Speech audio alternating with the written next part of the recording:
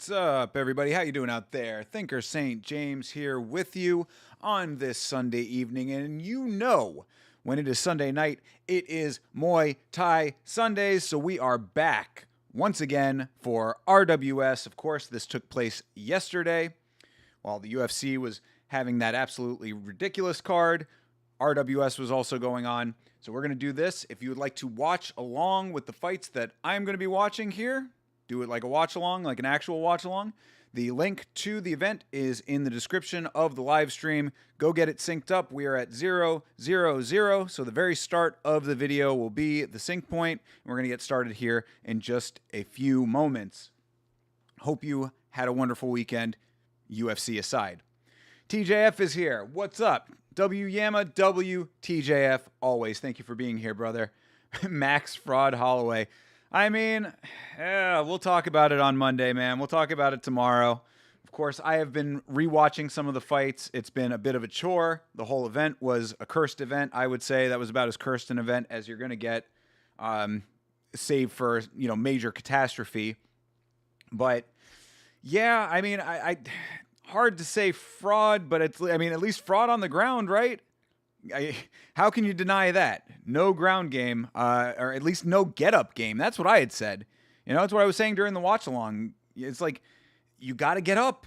You got to get up. You got to figure out a way to get up. So, we'll talk about it, of course, on the podcast. But, yeah, tough for Max Holloway fans yesterday. John Dong is here. Hello, John. How are you, sir?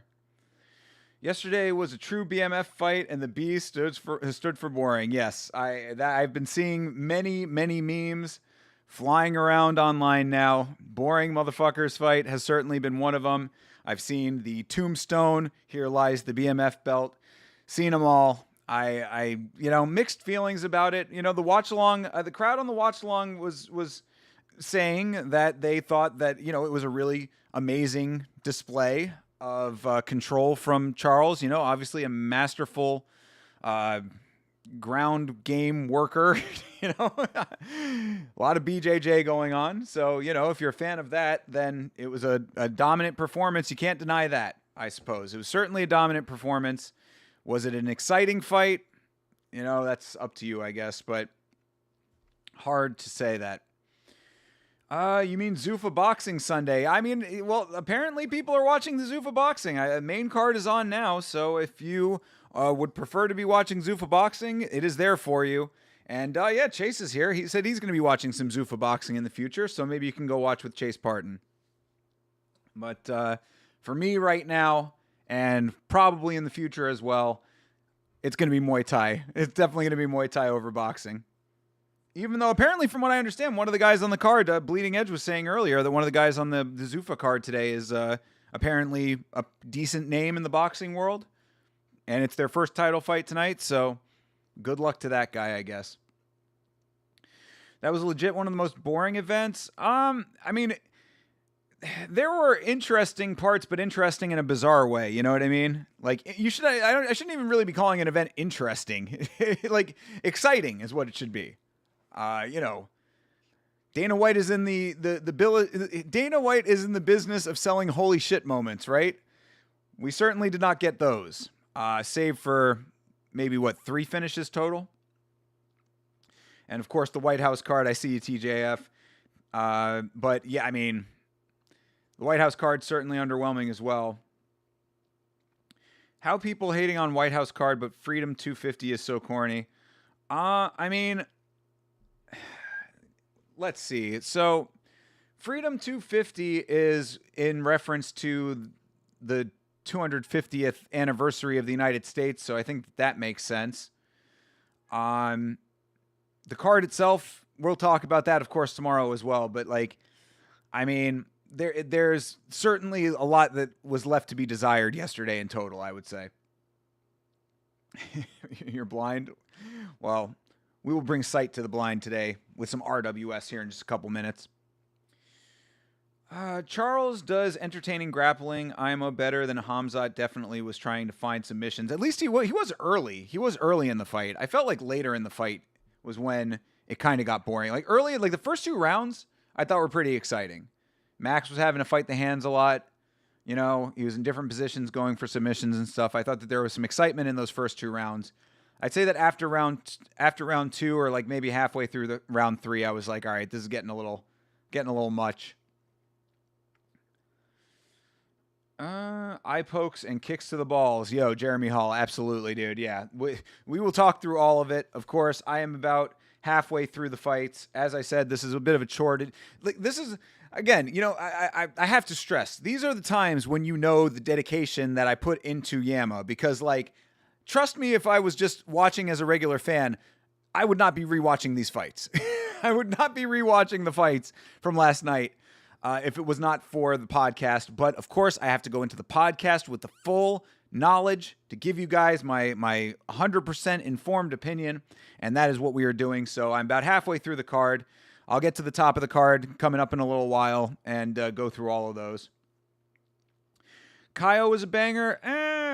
Kaio versus RDR. I don't know if I'd go banger on that one. That was one of the more spirited fights for sure.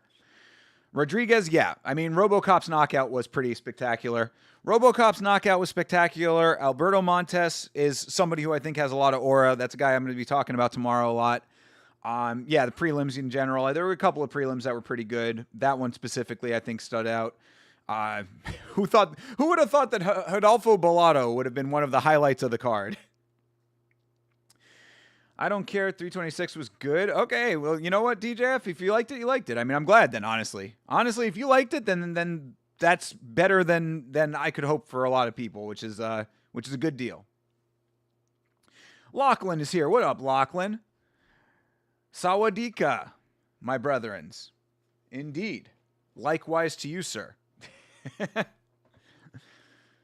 Missed one round thanks to ESPN 2.0. Yeah, we'll definitely talk about that as well. Yeah, the fact that the broadcast cut out and I had to switch over to the Spanish broadcast and we're refreshing, and yeah, that was the first time that I've ever had problems with Paramount Plus, and I really was surprised because, like, I would have thought that all the problems would have been taken care of in the first card, and then all of a sudden I'm like, what is happening right now? Like, I'm the screen's going black. Then they were having problems in the venue too. Like, the lights went out for some of the prelims. That was weird. Like, again, like I said, dude, there are certain cards that are just cursed cards. That to me was a cursed card. That to me fits the bill of a cursed card. Cursed event, you know?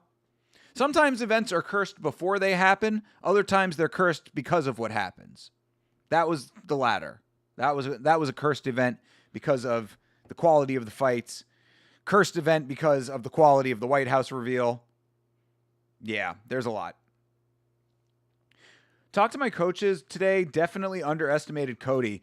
That, you know, dude, I mean, I think that's a learning experience for the entire team then right there. If that's the truth, Jeremy Hall, yeah, that's something that the team needs to you know, bring their heads together on a little bit, because, like, I mean, you know, I don't know, you know, obviously I'm not trying to, like, lecture your team here, but whatever. But, like, I would say that the most significant thing I take away from that comment right there is never underestimate any opponent, you know, period. And B, I think that Cody Brundage being somebody that you underestimated, or that the team underestimated, of course, not you, but, you know, that Cody Brundage being a person who is being underestimated is a miscalculation by itself. I have said this about Cody Brundage for a while. I think that the guy gets into a lot of weird fights and a lot of weird situations, and you know, he does gas, it seems, towards the end of his fights, but, like, he will fight. Like, he will go out there and put on as good a fight as he is able to muster, and I think we found that out, you know? Dante gets the win, but it was a harder fought fight than I think everybody was thinking. As I said, Dante was the biggest favorite on the card. I think I got him at a -900. That's ridiculous. You know, that's a ridiculously high favorite. So, yeah, some game planning needing to go on over there at your gym, but still glad he got the win, though. And, of course, he is still invited onto the free-for-all. Got some X impressions by saying Charles submitted him in the round. Oh, wow, TJF. You're gonna get impressions that are gonna be very negative off of shit like that. But I guess if you're doing a shit posting account, then maybe it's not the worst thing for you. But trust you are adding to the part of the discourse that I do not appreciate with shit like that. But again, if it's all in good fun, whatever. You're right up there with Kev on that one. You and Crazy Kev. All right, we're gonna get started here in just a minute. Oh, it's actually 10:10. We should probably get started here right now. Actually, yeah, let's do that. It's 10:10. Let's get started on this thing, and I'll respond to the rest of the comments here in a second. Okay, so as I said, link is in the description. Make sure that you are at 0.00000 across the board, and we are starting in 3, 2, 1. RWS. All right, we are underway. Whoop, and there's your timer. Okay, so I saw someone saying that there might be another fight added to the White House card. Have you heard something like that? Yes, I have heard that, but I'm not saying that it won't happen, but I think that considering all of what I have thought I knew about the White House card has been completely turned on its ear by the announcement that we got, I'm not believing anything until I actually hear it. However, that being said, there were some things that I thought were just rumors that turned out to be true. Because I had heard that there were going to be no Russians on the card, and indeed there are no Russians on the card. So that's one version of things that turned out to be true. But then on the other side, and I don't know how true or untrue this is, but the rumor also has been going around that it was supposed to be Islam versus Ilya for the White House card. And then all of a sudden, Islam pulled out at the last minute. So I don't know what to believe. I don't know what not to believe anymore with that. I was actually going to do today, and I'm probably not going to be able to do it in time for the show tomorrow. So yeah, tomorrow's going to be a hectic day for me. But I was doing the research on the whole Michael Johnson fight fixing allegations or potential fight fixing there or whatever happened with Michael Johnson's fight. And there's some interesting rumors going around about that. So I'm sure we'll talk about those on the show tomorrow. I wanted to get a video out about it because I thought it was an interesting situation, but it did not come together today, unfortunately. Could have done it tonight if I wasn't on here with you fine people now. So thank you for being here. Like Ewing Wellmaker? Yeah. I mean, that's, it's similar, I guess, in the learning experience element. Learning experiences, you're 100% correct. Yeah, exactly. You're going on the White House card? That's you? You're going to be on? You're going to be that extra fight? Sweet, brother. It's going to have TJF as the prelim. I like it. Well, as I say to everyone always, if you are fighting and we can watch it on this channel, we'll be rooting you on. So they're going to put you up against Derek Lewis. Surprise! Another surprise right there, right? I mean, didn't even think about that. Now that I said the name, I didn't even put 2 and 2 together. But yeah, no Derek Lewis on the White House card. No Derek Lewis, no Sean Strickland, no Colby Covington. Crazy. Dober's knockout was nice. Yeah, Dober's knockout was very nice. Were there no extenuating circumstances surrounding it, it would have been just a beautiful finish. And we could have left it at that. But, of course, Michael Johnson now in the hot seat 2 times based on what happened with Alexander Hernandez and now with what happened in that fight. So, real crazy.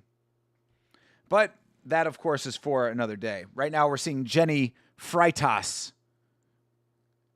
making her entrance here. Little Jenny, we're starting off with another ladies fight on RWS tonight. Jenny Freitas versus Isabel Hopka. Isabel Hopka. Oh, O'Malley should be fighting Corey. Corey screwed himself over, man. I really don't have much sympathy for Corey at this point. Corey talks a whole hell of a lot. He's got a big game that he's been talking, and he loses, he gets his opportunities when he probably didn't even necessarily deserve them based on the last title fight. He loses the last title fight, and he's still talking. It's like, bro, maybe you go out and win and let your actions do the talking as opposed to all of your jaw flapping. Also, our girl, Isabel Hopka from Italy. Not bad. I like the Gregory Rodriguez KO, but I wish it didn't happen so fast. That's the sport, you know. I thought it was great. I thought it was real good. I was surprised that Bruno just ate it and stayed down. You know, no protest or anything. It really was a one-shot quit. One-hitter quitter. I was hoping that fight would be a war like G-Rod versus Chidi and Njokuani. Yeah, I mean, look, I like both, obviously. I certainly would have been down with a war, but, if it happens as a one-shot, that's also very impressive. Plus, it gave a little bit of life to a card that was certainly on life support, I would say. Johnny the God! What's up, Johnny? Thoughts on the BMF fight? I mean, dominant performance for Charles. As far as entertainment value goes, I think it was diminishing returns. I think that it started off pretty entertaining and trailed off pretty quickly. But we will be doing the podcast tomorrow night. Monday nights are the podcast. Myself and Chase Parton will be talking through all of our at-length thoughts. So I will leave that as the teaser for Monday. If you are around on Monday night, either at 10 o'clock or 11 o'clock p.m., we have not locked in the time just yet, but one of those two is the start time. So either 10 or 11 o'clock p.m. Eastern Standard Time. Keep your eyes on Twitter and Instagram. I will always be posting the start times for those podcasts on there. And we will be talking at length about the 326 card and the White House card announcement and the upcoming card as well. So, but yeah, I mean, in short, the summary of what I'm going to say is basically, obviously a very dominant performance. I was very sad because I am a Max Holloway fan. Why is our girl Jenny all shiny and oily? I guess both of them kind of are. Do they grease up their legs? It looks like, yeah, they're like all. I'm not going to tell you what this reminds me of, but these young ladies here are like all shiny and look like they're oiled up. Is that normal? I don't remember seeing that, or at least not acknowledging that on the last RWS card. I'm not complaining about this. I'm just a little surprised by it. It looks like they took the Vaseline that they put on their face and just put it on their entire body. Yeah, like the Hopka is like she's like head to toe oiled up over here. I'm gonna sit back and not question it anymore, I guess. But yes, again, for anybody who is just joining us, if you want to watch the fights that we are currently watching right now, you can click the link. It is in the description of the live stream. We are watching RWS from last night, or yesterday morning, I guess is more correct. It's part of the tradition. They are covered in oil and get massaged before and after the fights. Are you memeing right now, or is that true? Who has that job? Who is the oiler and massager?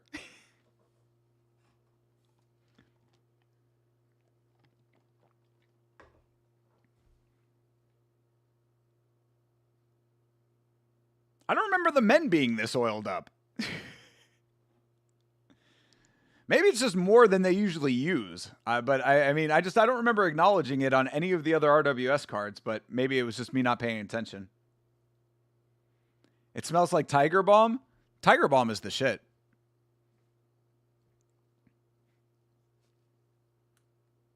Could actually be Tiger Balm, right? I mean, Tiger Balm is from Thailand, if I'm not mistaken. Not memeing? Okay. Okay, I'm with it. I am with it. Surprised America hasn't invaded Rajadamnern Stadium with all that oil.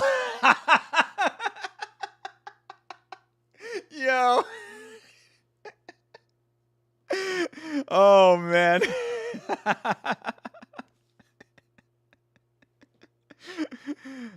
Bro, they really want to divert attention away from those files, huh? Oh, Lachlan, thank you for that, brother. Hey, Sanjay's here. What up, Sanjay? Good to see you, brother. Damn, that's funny as shit. I still can't believe I called Nickel versus Dawkins fight. Yeah, you did call that. That was really, that was awesome. That was pretty awesome. I did not expect that. Did you hear something about that, or you just thought that up yourself?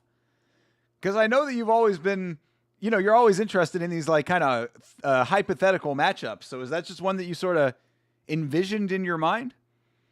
Because to be fair, I mean, aside from the White House component of it, it actually is a good fight. Like, I'm okay with that matchup. Would I want it on potentially the biggest card of all time or the most seen card of all time? I mean, I don't know about that, but like, I do like the fight though. All right, Jenny Freitas is from the United States, so even though our little girl Isabel is the cuter of the two, we must be going for Jenny Freitas. And you can tell that Isabel Hopka from Como, Italy is from Como, Italy because she's got that Lady Gaga nose. You swear you thought of it yourself? All right, fair enough. Good shit. Maybe we need to have John Dong doing the matchmaking for the UFC. Not much. Making grilled cheese sandwiches, grilled cheeses, tomato soup, sauteed veggies, and a burger patty on the side. Brother, you eat good all the time, my guy. Oh, and hello, little ring girl. I am in love with the RWS ring girl. She will be mine. All right, fight is underway. We got pretty ring girls. We got two ladies fighting who are both very oily. Life is good, people. We're feeling good tonight. Really, I don't know if there's much more I could ask for right now. Two oily women fighting each other in RWS, and a pretty ring girl to boot, and my favorite people in the chat. Cheers to you all. What a way to end a weekend. All right, Como is doing pretty good so far. Our girl Isabel Hopka, Como, Italy. Muay Thai was my main martial art. Love it so much. I did not get into jits until I was 40. Brother. Well, then maybe you already knew about RWS because it is new to us, or newer to us anyway. But RWS has kind of become our Sunday thing around here. Like they stream it free on WorkPoint Official. It is usually early in the morning, so it's not really something I can do live, but it makes for a lovely end of the week stream here. If you count Sunday as the end of the week, you know what I'm saying. End of the weekend stream. Live from the oldest Muay Thai stadium in Thailand, Rajadamnern Stadium. And we've been getting into it. I'm actually quite enjoying RWS. So I love Muay Thai. I'm a huge fan, man. I mean, like I've been really getting more and more into Muay Thai since we've been watching more of it on the channel. Always was. Oh, geez. Oh, shit. Our girl Freitas got an elbow that has sliced her right the fuck open. Sorry. But yeah, Jenny Freitas has a whole streak on the side of the face now. Our girl Isabel from Italy is making the marinara sauce. Yo, there's the round. Yeah, they're going to have to clean Jenny up over here. But yeah, no, I've always been a fan of One Championship. And it wasn't until recently, really, even as a longtime MMA fan, it wasn't until recently that I found out that there was so much Muay Thai that we could be watching. Oh, that's a bad place for the cut, too. It's right underneath the eyebrow and above the eyelid. Ugh. Yeah, that thing's going to bleed pretty bad. They might end up stopping this one. Shout out to our girl Isabel, getting the cut opened here. Yeah, ooh, that's what it was. It was that fucking tomahawk elbow. Very nice. I was kind of disappointed with the White House card besides the main and co-main, but I'll love to see O'Malley versus Sandhagen and Colby Covington versus Wonder Boy. Would be sick for the White House. If they add one more fight, it would be fine to have one of those. I'd prefer Colby not to be on the card personally, but O'Malley's already booked on there, right? Yeah, O'Malley versus Ayman Zahabi. So yeah, you're probably not going to get either one of those, I would suspect. You might get Colby versus Wonder Boy. That would kind of be good versus evil on the White House card, which I'd be okay with. I really hope that Wonder Boy would win that. I had a feeling they'd put Dawkins on the White House card because he's one of the only current fighters who's American on a win streak and entertaining to watch. Wow. That's saying a lot right there, John. that is a harsh statement for our American brethren over here, but I mean, I guess you're not too far off, perhaps.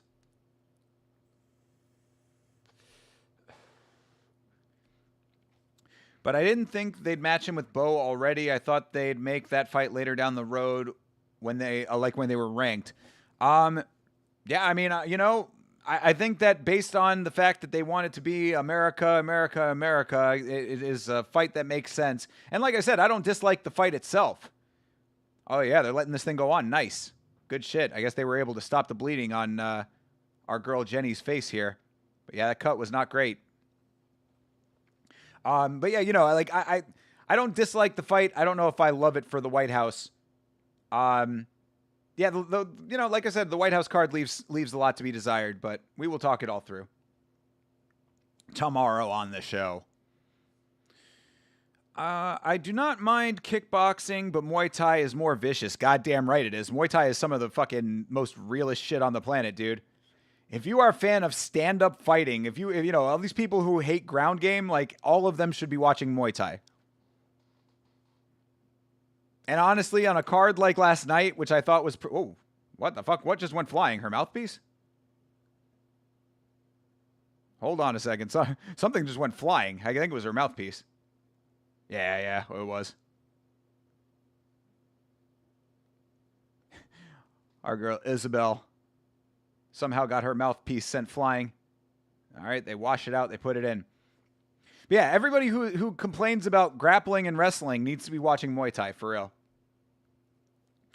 What time and round so I can time you guys? Oh, yeah, we are on fight number 1. We are round 2. I'll give you a sync point here in a second. We're at 16 minutes and 45 seconds right there. 16:48, 9:50. That's there's 40 seconds left in the round right now. That's leaking badly. Yeah, dude, it definitely was. I'm surprised they were able to stop it, but it is leaking again. It's in a bad spot. Like anything in that area of your face, that like soft fleshy area that's kind of shallow flesh, that stuff bleeds very bad. Your face in general just bleeds really bad.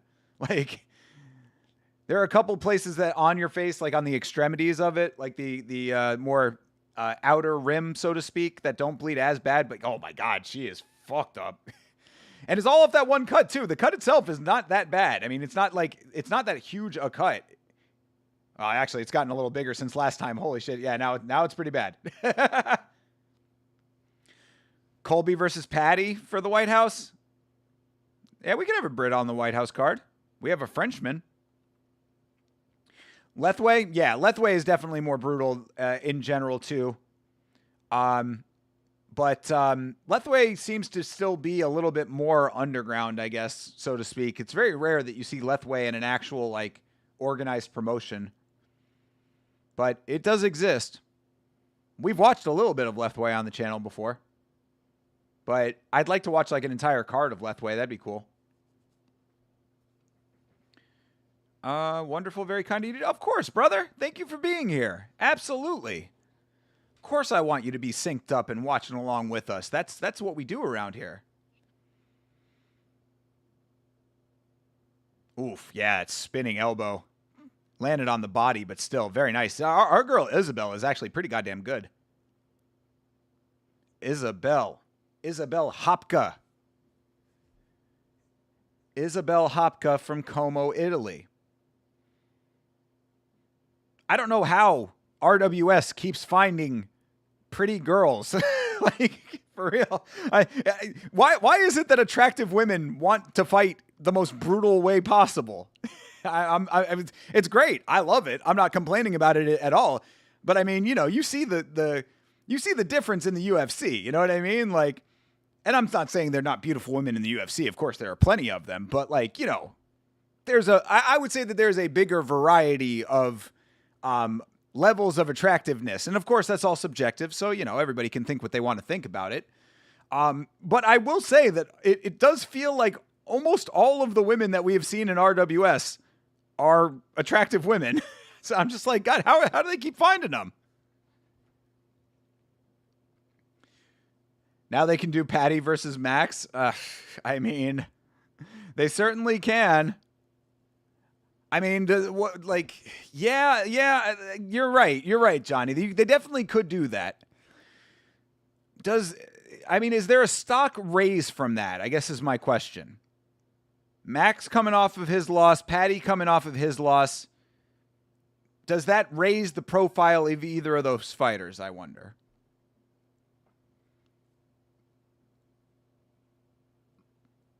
I see what you mean about not liking Dawkins versus Nickel being on the White House card, but I'm fine with it. I'm not, let me be clear. I'm not upset by it. I think what I feel about it is that it would be an okay call. It would be an okay fight if that was the one that was like, oh, that's a little weird, but every other fight was a banger.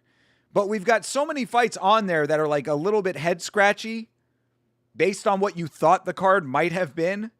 That's why I'm kind of like, okay, maybe that's not, you know what I mean? Like if that was the first fight on the card, no problem.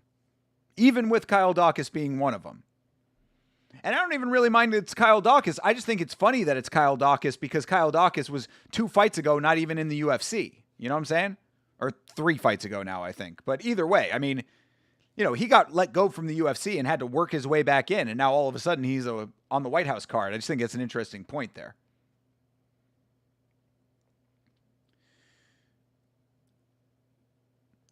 Not going to lie, when I was at the Muay Thai gyms, I had to face wall when they would stretch. Ha! Yo. Yeah, I don't know what it is about Muay Thai that seems to attract pretty girls, but I mean, good deal. Because this is actually a good fight, too. I mean, fucking our girl Isabel is crushing right now. Sadly, Jenny Freitas from the United States is all kinds of bloody. She's bleeding out the eye before, and now she's bleeding out of her nose as well. Landed nicely, though. I think she actually got a knockdown just a second ago, if I wasn't mistaken, or maybe it might have been a slip.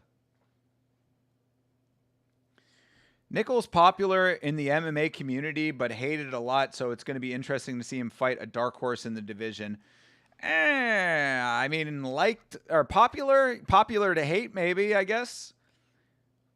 He's certainly well known, and people have an opinion about him, so I guess he is definitely somebody that, like he has heat, whether it's good or not. I think that he, I've never been as much of a hater of Bo Nickel as other people have been, but I do know that there are a lot of haters out there. Yeah, for whatever reason, he's definitely a person that people are aware of and pay attention to, so I guess that makes sense. I don't know if I necessarily would consider Kyle Dawkins a dark horse, but I just don't think he's well known enough to have much of an opinion either way about him. And if he keeps winning, then he wouldn't be a dark horse. You know what I mean? I guess maybe that's okay. Never mind. I guess I just talked it through and I can understand it being a dark horse. Cause yeah, if he was already outside the organization, had to fight his way back in, and now he's working his way up. Yeah, I guess that can kind of come with dark horse status. Armin should be fighting. Yeah, I mean, Armin is apparently still in the doghouse from what I understand, which is kind of crazy because, again, I've been the person to say, same with Mokaev, same with Mohammed Mokaev. I have been the person to say that I agree with the organization punishing some of these people. I am very glad that John Jones is not on the White House card, even though I thought it was going to happen.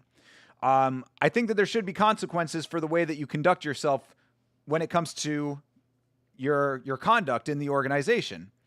That being said, if you're going to keep having Armin in the organization, probably should be fighting, probably should be getting, I think his punishment needs to have an end at some point. And then Mohammed Mokaev, bring this fucking guy back already. What are we doing? Well, Mokaev is one of the best flyweights in the world. He's done his time. He's fought like 3 times outside of the UFC at this point. Are they really saying that Jenny won that fight? Jenny won that fight after Isabel opened her up like that? Did I just see that correctly? Did they say Jenny Freitas won that fight?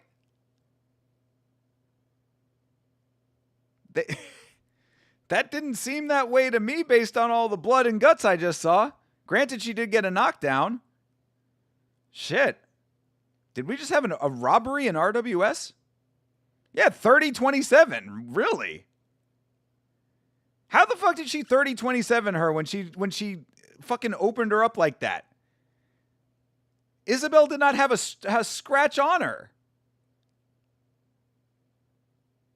I mean, look, maybe I wasn't paying close enough attention to that fight, but that did not seem correct to me.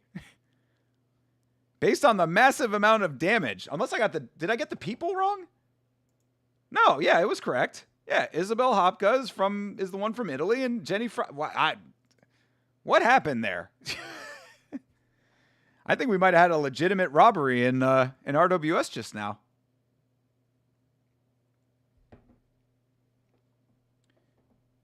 Nong O is fighting on 1?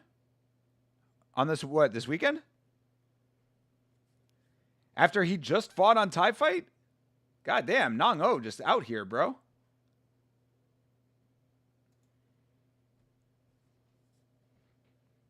The FBI should be called on the judges. I mean, bro, I that seemed like a legitimate robbery to me. I don't know what was going on there, you know? That's coming from an American.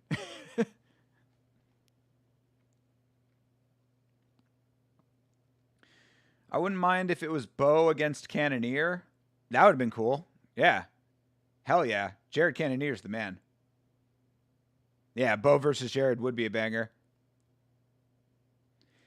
The name Dawkins even sounds a bit like Dark Horse. That's funny. I didn't even put 2 and 2 together. But you are correct. Armin is very funny because he cuffed his own hands to prove the UFC is hilarious. Oh, to provoke the UFC is hilarious. Yeah, I did think that was kind of funny. I mean, Armin is a fucking idiot and an asshole and a spoiled brat. All of those things are true, but I did laugh when he had the handcuffs on. And again, even me saying that, I'm like, look, he has done his time at this point. You're still letting him fight. You haven't kicked him out of the promotion, so you put him to good use, right? Knockdowns carry big weight in Muay Thai, but not 30-27. Judges must be the same from the RDR fight. Yeah, I got to go rewatch that fight because a lot of people have been calling foul on that one as far as the judging goes. Kyle winning that fight felt correct to me in the moment, but I got to go back and rewatch before the podcast. But yeah, no, and yes, Chase did tell me that. I forget where we were talking about that. It might have been on his show, but it might have been me and him might have been talking off stream. But he did say that, like, yeah, knockdowns basically just win you the round automatically in Muay Thai. So I understand that.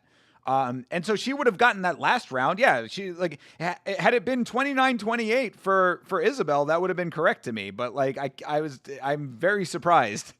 I'm very surprised that Jenny won that fight. UFC wanted to put Mokaev in the Dana White Contender Series was a slap to the face offer since he was a top 5 ranked flyweight. I agree. Yeah, I agree. Absolutely, I do. Yeah, look, if okay, there's a way to make a point, and then there's a way it's one thing to make a point, and it's one thing to be an asshole. You know what I'm saying? You've made your point at this point. Like you said, go out of the organization. You're not welcome here anymore. Whatever. Go fight somewhere else. He went and did that. He's won multiple times in Brave. He's fought, I believe, in Karate Combat, if I'm not mistaken, right? Didn't he do something in Karate Combat, or he was supposed to? I don't remember if that ended up happening or not. Either way, the guy has been outside of the organization. He's been winning fights. Hunter is like calling him and stuff, I mean, like apparently Hunter Campbell is like fucking is like calling him and wishing him good luck on his fights and stuff. So it's like, dude, if you're like, quit fucking with this guy is what I'm saying. You know what I mean? It's like, it's one thing to punish him. You've punished him now. He's outside of the UFC. He's doing his thing. Either bring him back or don't, but like, quit fucking with this guy. Because you're absolutely right. That was definitely a slap in the face. Come in and fight on the Contender Series? Like, how much of a humiliation ritual did he need to put this guy through? Onango is fighting on on the 20th? Okay. Dope. I don't know if I'm going to be around on the 20th. I think I actually have I have something I have to do that night, unfortunately. Chase might watch that, though. Go hang out with Chase Parton for that one. If his fucking internet will hold up. God damn, I feel terrible for Chase. You know? Tell Chase, you know, it's like, got to be on more, you know, you're like, if, you know, he obviously Chase has goals when it comes to his own live streaming and content creation career. And I'm like, you know, consistency is the key. You got to be on and doing the thing. And he tries to do it and then the internet won't let him do it. And I'm like, fuck, man, that sucks. Kyle was cheating a lot by grabbing the fence when RDR was dragging him, and Herb didn't take any single point. But Kyle and these UFC fouls still frustrate me when nobody gets punished. Brother, I'm going to be talking a whole hell of a lot about the fouls tomorrow. And I have heard this about Kyle with the fence grabbing. I don't remember it from the watch along, but I do think that by the co-main event, I was a little bit burned out. I have to say that it was getting a little bit tedious watching that card. So, I mean, I was trying to pay attention, and I think I was, you know, I'm always back and forth with the chat, so it's like I'm kind of like half paying attention sometimes. I'm like, you know, I know, especially for UFC, since we cover on the podcast, I'm definitely going to be locked in and watching it again. But like, I don't remember seeing the cage grabs as much as everybody's been talking about. But again, chalk it up to the same shit that was happening the entire fucking card. I don't know how many times I can crash out about the same fucking issue because it's never going to change. And really, it like, as much as I hate it, it kind of goes to Chase's point. You know, Chase is the one that says, like it or not, it's fouls are going to happen, and you just have to fight through it and be just take it whether you like it or not. Essentially, if you are an MMA fighter, people are not going to follow the rules, and the rules are not going to be enforced. So that's just the game. That's what you play. And I'm always like, that should not be acceptable. You should be actively trying to change the system to become more fair. But if the system is not going to become more fair, if they're not going to make those changes, then he's right. You just got to fucking deal with it. And that sucks. And I was supportive of Tom Aspinall in his, you know, kind of protest element of things, even though he did have to have double eye surgery and all of that shit. So I really don't know how much of it was just in protest. But still, if it was out of principle, I would have been for that. But if it's not going to change anything and nothing's going to ever change, it feels like, then it's like, I feel like I'm wasting my breath always with this shit, you know? Because, yeah, it frustrates the shit out of me. I am a MMA regulatory nerd. I pay very close attention to the regulation of this sport. I've done many videos about the oversight of the sport. I've covered regulation of MMA in extensive amounts. And this is an issue that is very close to my heart, and one that bothers the fuck out of me. Bad judging, bad refereeing, lack of enforcement of rules, lack of rules in general that make sense. All of these things bother the hell out of me, but I can only yell so much, even on yelling about mixed martial arts. It's like Kelvin missing weight on purpose just to be heavier than his opponent. Yeah, I mean, another one that you're hitting all of the greatest hits right now, Johnny. I mean, these are all things that I have covered in some detail. I actually made a whole video about how I was happy when KSW started taking the point away for weight misses, even though apparently Tapology is not going to count it, et cetera, et cetera. It's more bullshit. But yeah, I mean, you know, KSW is like actually taking a stand on that. If you miss weight, you automatically get a point deduction. I was like, fucking dope. The barrier to entry, the bare minimum that you have to do in this sport is show up to your fight and make weight. Kelvin Gastelum intentionally not making weight Of course he's going to have an advantage. Kelvin Gastelum, of all people, is going to have an advantage because he is used to his weight. He never even tries. So he rolls up straight out of bed. Of course he's going to have an advantage. Plus he has a good chin to begin with. So it's absolutely bullshit. And all he has to do is forfeit a little bit of his purse, but he still gets a bigger percentage. He gets the lion's share of his win money. You know? If you are getting paid 20 to show and 20 to win, and you lose 20% of that purse, I mean, I don't know the math on it, but I guarantee you it's still more money than if you only got your show money. So, you know. Wait, so yeah, 10% of 20 is that 10% of 20K would be $2,000, right? So $4,000 you lose out of that if in that equation. So you walk home with 36K when you would have only made 20. So you still walk away with an extra 16K in that hypothetical that I just said. So my point in saying it is that, like, yeah, if the only incentive to make weight is a purse deduction, then of course you're just going to miss weight. Why not? Especially if you're Kelvin Gastelum. The fouls also impact betting on fights as well. Brother, they impact them tremendously.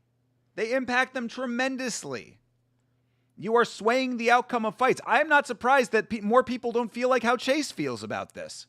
Because Chase is the one that says, you know, you let this shit go on. Oh, yo, sorry, guys. Oh, Jesus Christ. We got some action in this fight over here. Our dude Tim Schlopbach. Tim Schlopbach is slopboxing our dude Mikhail over here. Sorry, next fight is underway. Haven't been paying attention to RWS, but I should be, because Tim Schlopbach is slopper-knockering over here. But yeah, no. What Chase's point is that, you know, if they're not enforcing the rules and it affects the outcome of the fights, then I would think that every betting person on the planet would be pissed off. Unexpected stream. What up, my Hey, Didgery Dave. What's up, man? Unexpected stream. Yeah, we've been doing Muay Thai on Sundays now. It's been fun. Yeah, we're doing a little RWS Sunday night fun night. Sunday night Muay Thai.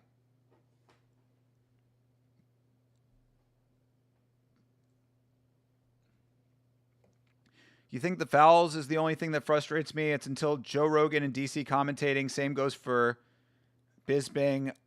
Also infuriating to listen to them yapping nonsense. I don't mind about that as much as other people do. I know a lot of people feel that way. I don't mind the commentary all that much. I mean, like, you know, we're knowledgeable enough about the sport to know when they're talking bullshit. But I do recognize that it is a problem for the more casual viewer when they are saying absolutely dumb shit. Those front kicks are good. No, yeah, our dude Tim over here. Tim wants to win this fight. Tim came to fight. Tim is slapbocking. Mikhail is looking a little out of sorts right now. Yo, dude, this guy Tim wants to win this fucking fight, bro. I don't know what they told Tim. Like Tim, you need to win this fight. Tim went into this fight and was like, Mikhail, you're taking everything I worked for. Monday laundry for you? Very good. Well, I'm glad you're here, brother. Glad that I could be the soundtrack to your laundering. Hopefully you are laundering clothing and nothing else.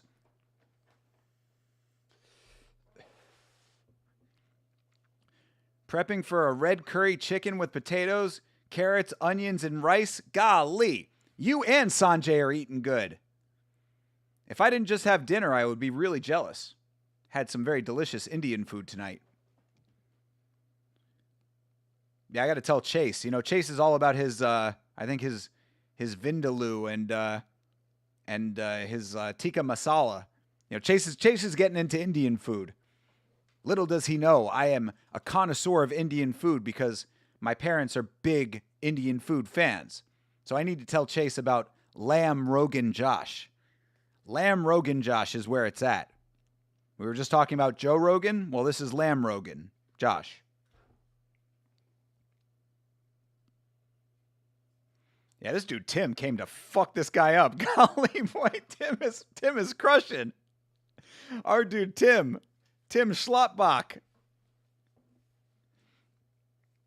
Just finished Landman season 2, really good show. I've heard Landman is pretty good.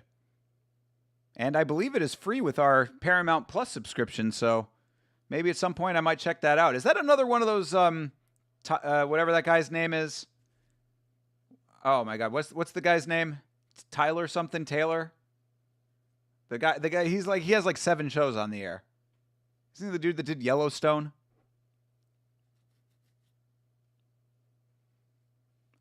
I forget what that guy's name is off the top of my head. Sheridan. Taylor Sheridan? Tyler Sheridan? Is that who that is?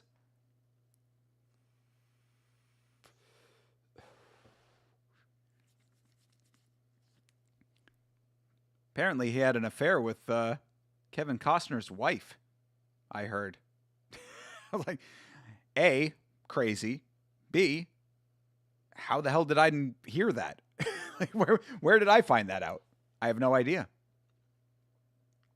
All right, we got to lock in for the rest of this fight because our dude Tim over here is putting on a schlopper knocker.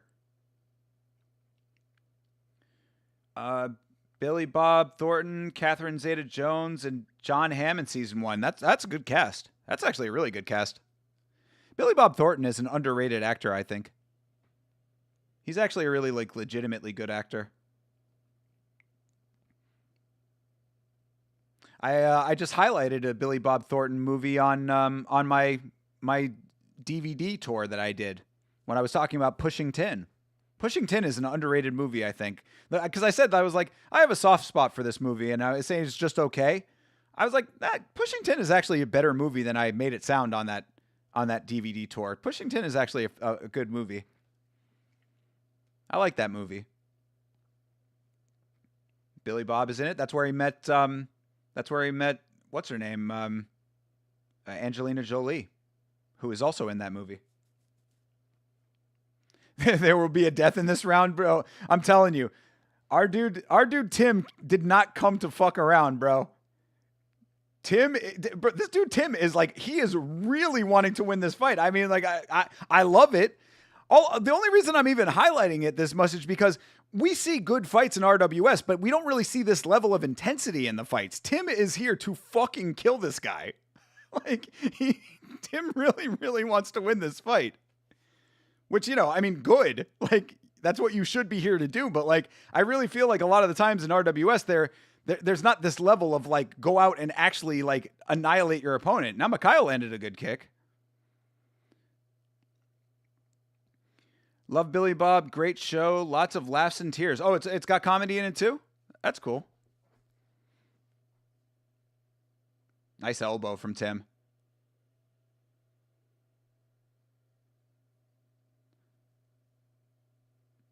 They break by themselves. Tim teeping his way in. Bomb.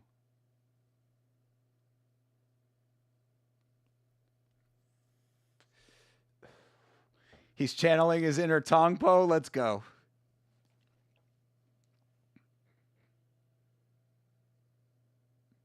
Oof. Another nice front kick to the face. Oof. Another nice elbow. And to Mikhail's credit, like, Mikhail is trying to stay in this fight. Like, he's going for it too. He's been taking some crazy shots and he's still throwing himself. So this is a good fight. But, like, this dude Tim, I mean, he's slowing down a little bit now just because, like, we're over halfway through this fight. But, like, this dude Tim, man, I hope he gets a knockout. I want it for him at this point, Like, I want this hard work to pay off for him. And also, we just saw a robbery in the first fight, so, he might still not win. He did win the first round, though. Going for spinning kicks and shit. This dude, Tim, is out for blood. Tim's front kick to the face is nasty. Yeah, he's been throwing it consistently. He just did it again. He's been consistently throwing that. Yeah, he is landing foot to face for real. Plus, he's cut too, you know? I mean, like, another thing you don't really see all that much in RWS. Like, you know, the guys are in shape, obviously, but it's like, it's rare that you see a dude that's like fucking built, you know? Like, Tim takes his conditioning seriously. Bro, coming into RWS with abs. Coming into RWS with decent traps. Got a strong back.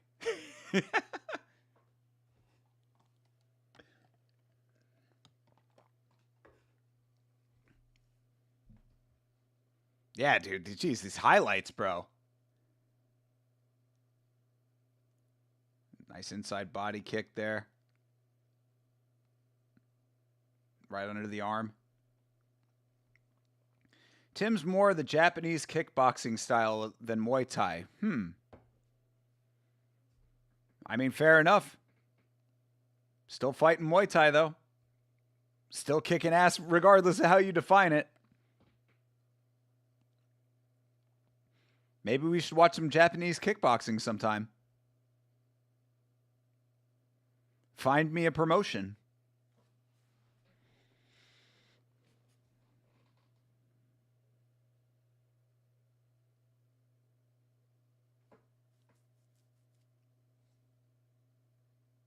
Where's Mikhail from? Is he from Russia?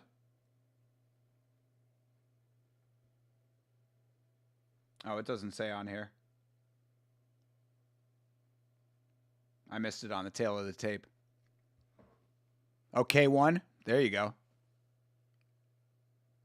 Yeah, K1 is one that we haven't done yet.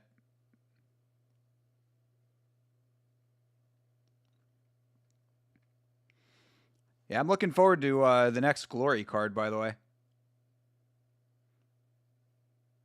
Nice show of respect between these two after this hard-fought fight. Hey, Hydra's here. What up, Hydra? Shout out to Yama the Goat, back on stream again, brother. Sunday nights are becoming Muay Thai night.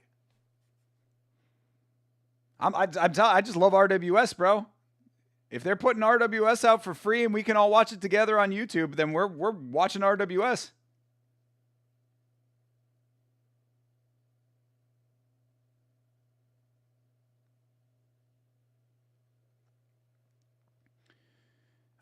You want to hear the most hypocrisy is when Hamzat calling the BMF title fight boring. Oh, did he really? He's got a lot of fucking nerve.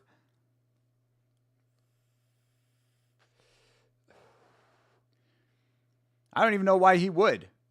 Why would he think that it's boring, bro? I learned it from you, Dad.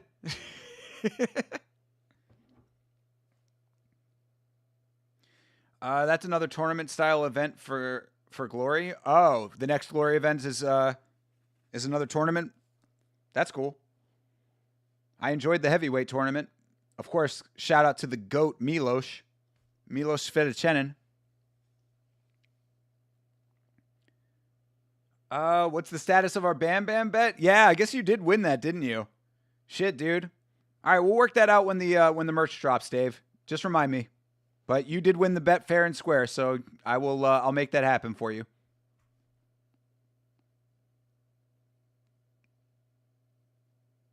Yeah, good point. I completely forgot about that, but you are correct. They did not cut him, did they?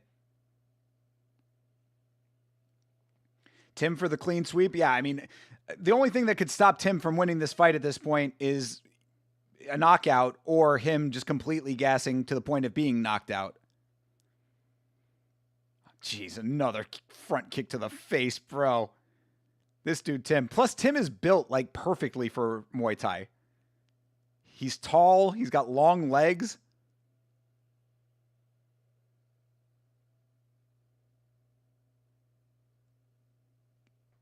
I feel bad for Mikhail because Mikhail is not bad. Like, Mikhail is like, he's doing the thing. You know what I mean? Like, Mikhail is trying in this fight. I feel the same way for Mikhail like I did for Jesus Aguilar yesterday, where it's like, bro, it's obvious that you know what you're doing as far as like having a game plan, but like when your opponent is just bigger and better, what are you supposed to do? Still can't forget Milos. I will never forget Milos. Not after what we saw in Glory Kickboxing, bro. Milos, when the Slovakians in the chat, or excuse me, not the Slovakians, pardon me, the Serbians in the chat. When the Serbians in the chat were telling me, you got to watch out for Milos because he's a fan favorite, I was thinking to myself, okay, what is a fan favorite in Glory Kickboxing? Because, like, we know what a oh, damn, and a little blood to end this thing for Mikhail at the end there. Yo, this dude Tim crushed this fight. Shout out to Tim Schlappbach. That's a name that you can't forget either. If you forget it, he'll schlop your bach. Anyway, we know what a fan favorite looks like to us, but I had never seen Glory Kickboxing before, so I was like, what constitutes a fan favorite? And then systematically throughout that event, Milos proved to me why he was a fan favorite. Like, that's really, I think, why I loved Glory Kickboxing. And that's also a little bit why I'm worried about watching Glory again, is because, like, the fights in Glory Kickboxing were good for sure. Like, I enjoyed the fights, but it was the story. It was the storyline of that card that really sold it for me. Because that dude Milos, man, through the fire and the flames, still fighting, and then to get denied in the end. It really was like pro wrestling-esque in the storyline, all encapsulated in one card. Like, that really was like the perfect card to watch for the first time of watching Glory. They haven't yet cut him, but inevitably they will. We didn't agree on a time frame, so how about we give the shirt away in a Yama challenge that we might come up with? Shipping would be too expensive. However you want, bro. I'll eat the shipping. I'll eat the shipping on it. I don't mind that.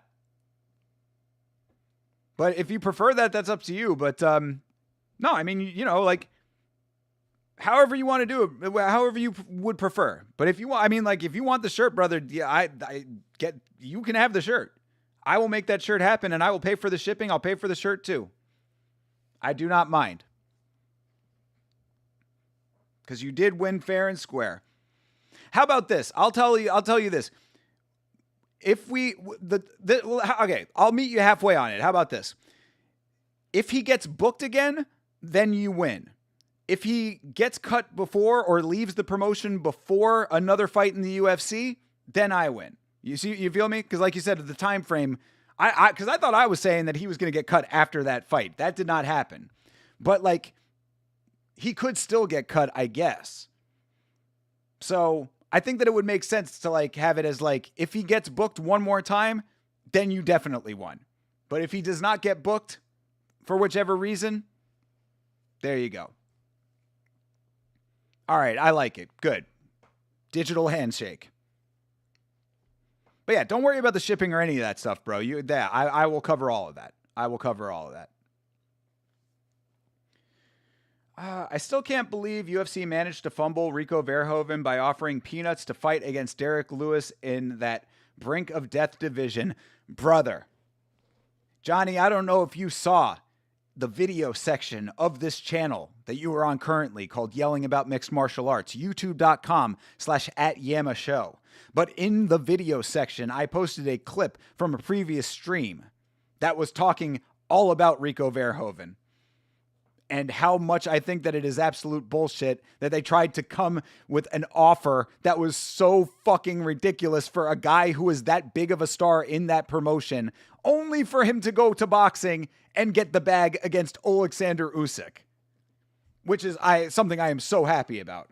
So yes, the UFC certainly fumbled the bag on Rico Verhoeven because they are lowballers and cheaters and cheaps. They will cheat you out of your talent and cheap you on your money. You're a good man, brother. Oh, come on, Didgeridoo Dave. A bet's a bet. Come on. You know? That's a bare minimum thing to be a man. Don't welch on your bets.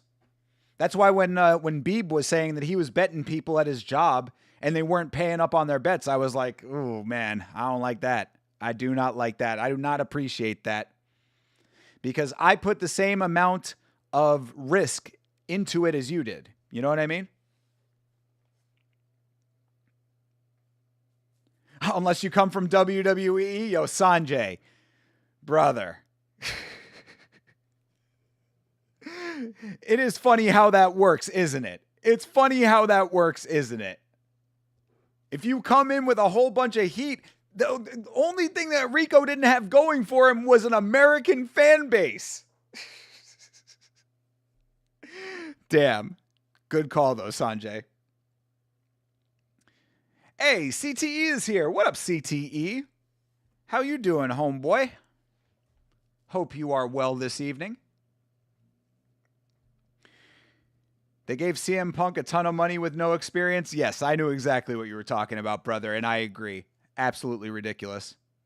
Oh, we got the dance cam. We got a guy dressed as Super Mario and then a bunch of people wearing a guy's face on their shirt. Oh, hello, ladies.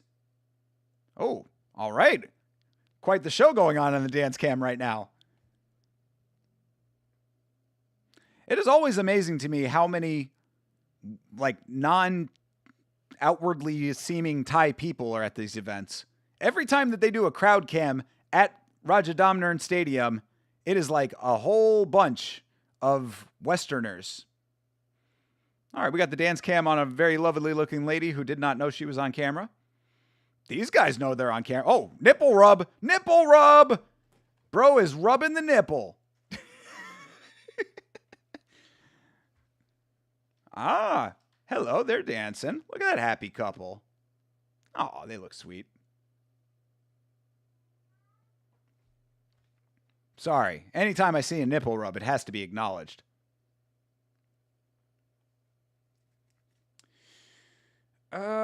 Is WWE the best base for real combat? Certainly the best base for lifelong injuries. Ah, more nice, happy, dancing people.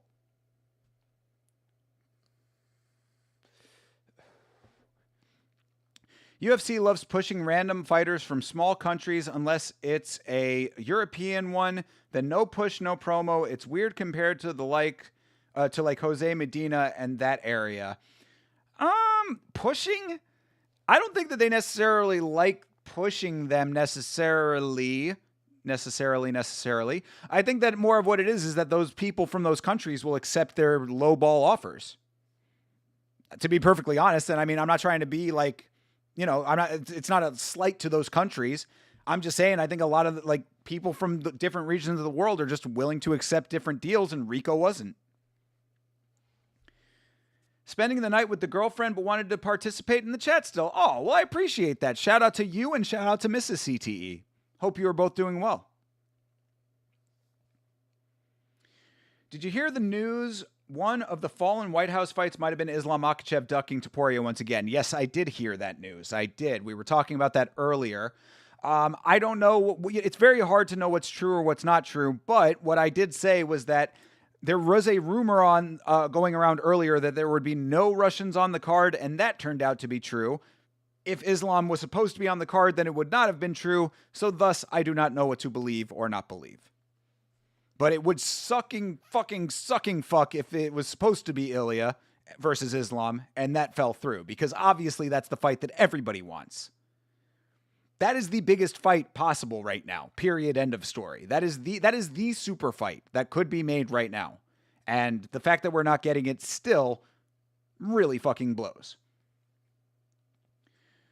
Regarding Verdict, am I supposed to be in a group for Yama? Yeah, well, apparently there's something going on with Verdict right now because it's not recording our league at the moment. I'm hopefully, actually, if CTE, if you're still here, I don't know if there's something that needs to be done for that, but I don't know what's going on with it because when everyone was saying that they're stuck on 217, I looked just recently and I was as well. So yes, there should be a link in the Discord for the Verdict group if you're not already in it.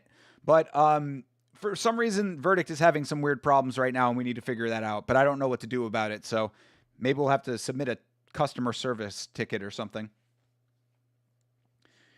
The tickets include free beers all night. No way. Free beers all night, hence the dance moves. Lachlan, are you telling me that, because I looked for the tickets for this, and VIP tickets are $300. Like, you're telling me that for $300 for the most primo seats in the building, you also get free beer all night? Ah, RWS is the greatest promotion on the planet, hands down. E-Money J is here. What up, E-Money J? Rare E-Money J sighting when no actual bettable fights are on. White House card is not good, but there's some easy money on there. Well, let us know what the easy money is, brother. Hey, Beeb is here. What up, Beeb? We were just talking about you. I was just talking about you. How I didn't like that your people you were betting with were welching on you. Congratulations on the new world record, Rick Allen, for smallest genitalia. I'm like, wait, where's this going? Oh. Oh, Beeb, you're the best, brother.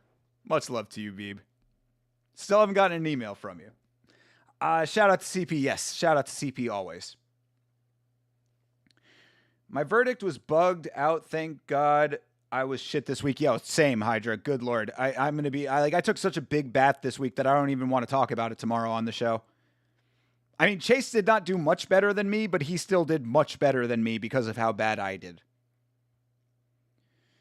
R.I.P. Matt Hardy. True. Is Mrs. CTE named TBI? That is TMI. AKA IYK. Or IYKYK. I don't know. Anyway, I was trying for something. You know, sometimes you swing and miss. Leave me alone.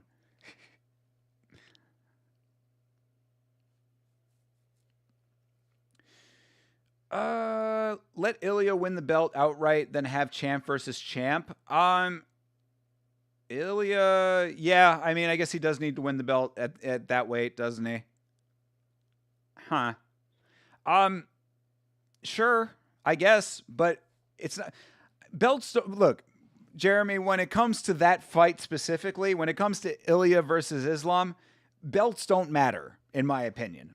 In my humble opinion. You can feel, anybody can feel how they want to feel about it, but in my opinion, it does not take a belt for you to recognize that Islam Makhachev is the pound-for-pound best fighter in the world currently. It also does not take a belt to recognize that Ilia Topuria possibly could be that also. It does not take a belt to recognize that the two of them need to fight each other so that we know who actually is that. You know, you can put any belt, you make that the BMF belt, you can make a whole new belt for it. You can take a belt from another promotion. You can take a belt from another sport and put it on there.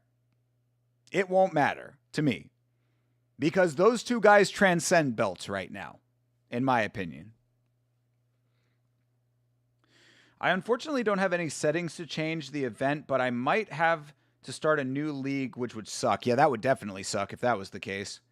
Let me take a look and see if there's like some kind of customer service thing that we can, or like a way to email the devs or something. Actually, if you go to the App Store, I think there's a way to contact them through the App Store, or the Google Play Store if you're on Android. I think that you can contact the app developer through there, if I'm not mistaken. But don't feel like you have to do that. I'll do that if it needs to happen. So that means they would do Islam Makhachev versus Ian Gary in the International Fight Week. That means Dagestan versus Ireland Part 2. I mean, I'm okay with that. Sure, you know, there's a built-in narrative there, whatever. But like, again, my problem is that Ilya and Islam, everything else. You feel me? Ilya and Islam, any other fight you can make. So it's like, you can have them fight whoever the fuck you want. Islam can fight Michael Morales. He can fight fucking this guy, that guy. It does not. He can fight the entire top of the welterweight division, and Ilya can do the same at lightweight. It doesn't matter. There is one fight that needs to happen. That's every other fight is just another thing. It's just another time for one of them to extend their legacy. The only fight that matters between the two of them right now, as the two best in this sport, is them fighting each other. This is also why Jon Jones holding up the heavyweight belt was such a fucking asshole move. And also why, sorry, I know this is a little detour into Jon Jones' hatred, but you know that it's me, so I have to do it. That is also why, as Jon Jones cries his drunken tears on Twitter, I sit back and smile and laugh and have myself a little drink of coffee and just enjoy my life so much. Because this fucking asshole is over here with this pity party that he's throwing for himself. Why wasn't I on the White House card? I couldn't know why. I have no idea. Why, John? It's your own fucking fault. That's why. Suddenly after everything that you have done, finally there are consequences for something. And he can't understand it. Fuck him. Again, I know that was a little bit of a detour, but you get my point about it when it comes to the great versus the great situation. At heavyweight, it was that. Ilya versus Islam is what that is. I promise I will email you this week, bro. I'm probably going to be AFK for a bit after. Yeah, no, dude, at Beeb, all good, brother. All good. I want you to email me just so that I don't forget to get you what we've talked about. That's all I'm saying. You take as much time as you need. I will make sure that I don't forget. In fact, right here on this piece of paper, I have it written down so I will not forget, but I just want to make sure that I get you the stuff that we've talked about because you are the GOAT and you deserve it. And of course, I also echo CTE's sentiment. I hope you're doing all right, brother. Know that you can always reach out to me if you need to talk. I could be in the running for that record. I'm a definite grower, which is impressive when grown, but otherwise. Well, Didgeridoo Dave, duly noted. Ilya is the fighter UFC has right now. Is the best fighter UFC has right now? I mean, if he beats Islam Makhachev, I certainly would believe that. Ilya versus Islam better not be Tony versus Habib. Beeb, yo, these are the biggest of facts. And honestly, dude, that right there is exactly what I also am hoping to avoid for two reasons. One, obviously, if it is that exact situation, that would be terrible. But two, they are also in their absolute primes right now. The longer that we wait for this fight to happen, the more of a what if it becomes. You need to get this fight here. This is the same shit with when Floyd Mayweather was going to be fighting Manny Pacquiao. Everybody's like, oh, Floyd versus Manny Pacquiao. That's the best fight that could ever happen. Of course, that's why I remember it. You know I'm not a boxing guy. I remember it because it was supposed to be the biggest and best boxing match that could ever happen. And then they waited and waited and fucking waited. And then finally it happened way after Manny Pacquiao's prime. So my point is, this fight needs to happen fucking now. It needs to happen when they are both at their top at their fucking peak. Detour to Jon Jones hate is always a welcome scenic drive. Well, I'm glad that you feel that way because you know that I am always down for it. Especially also since we have a little bit of a detour from the RWS card over here. We're waiting for main card to start. And as you know, I do not skip ahead on these cards. So a nice little time to just chat with you guys. I appreciate you guys being here so much, having interesting conversations always.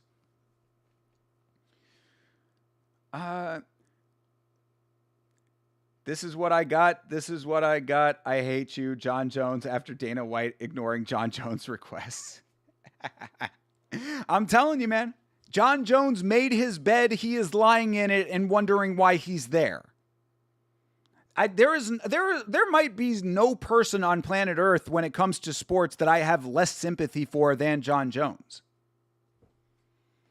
That's why I love people posting this stuff and thinking that there's going to be any, I love John posting this stuff and thinking that there's going to be any kind of sympathy coming his way for this. You held the heavyweight division hostage for fucking almost 2 years. 2 years we were waiting for you to do anything. And you're sitting there with that stupid ass fucking smile on your face, grinning and trolling your fan base, trolling the audience, not even your fan base, trolling everyone, trolling the UFC, trolling the fans, trolling your own fans. And now we're sitting here fucking waiting for you to fight Stipe Miocic and then never get to Tom.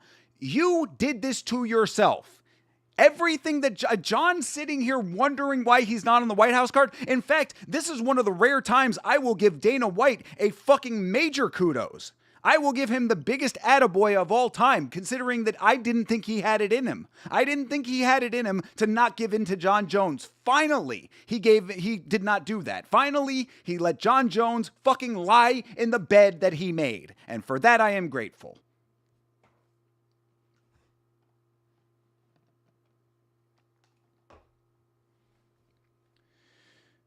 You saying Jon Jones holding the division up, but what about your boy Tom Aspinall? What is he doing? He's recovering from eye surgery, sir. I mean, I don't understand where people kind of make that parallel when he did you not see him get poked in those eyes?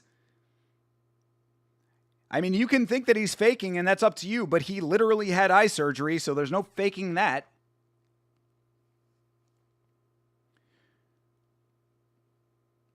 John wasn't injured post-Stipe? Right. Yeah, no, he was just bullshitting.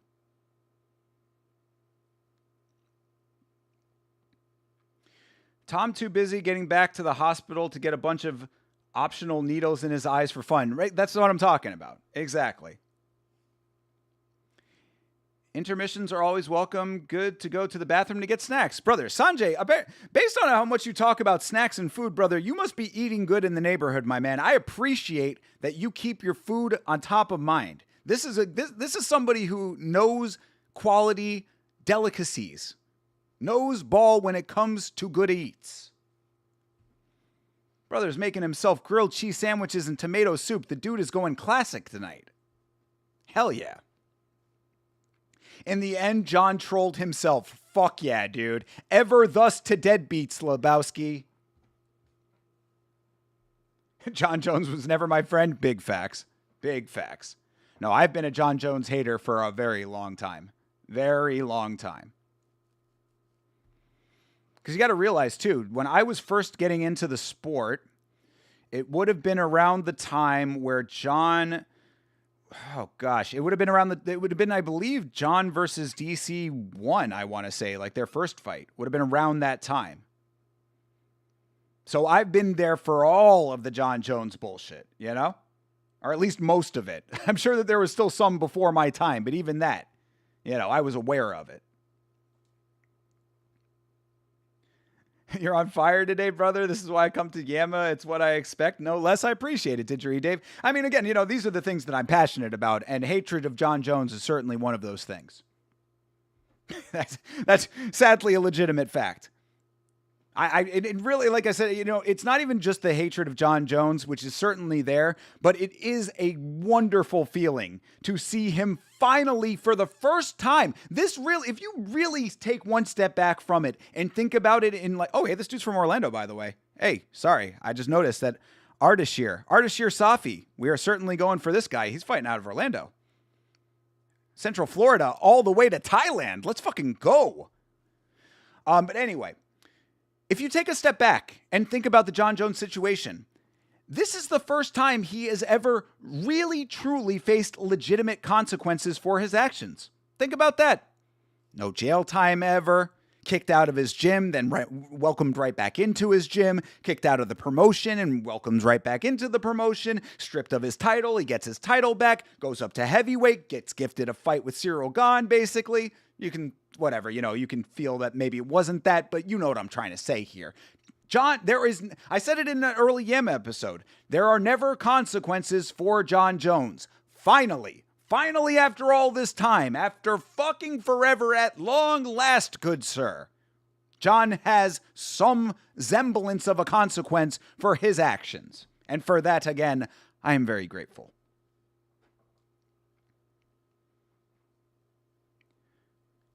Tom had surgery in both eyes, exactly. Yeah, that's why it's, you know, I think E-Money J is trolling a little bit.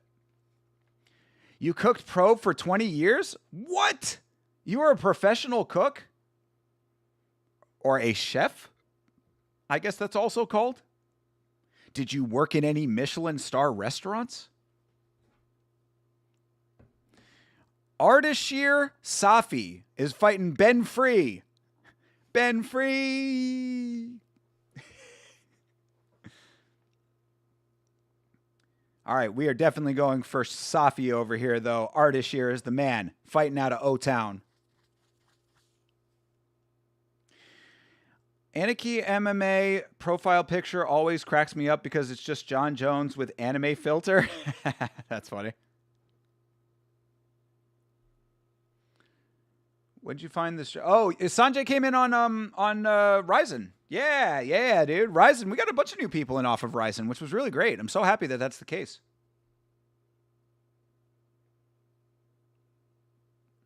Yeah, welcome to everybody who came in off of Ryzen.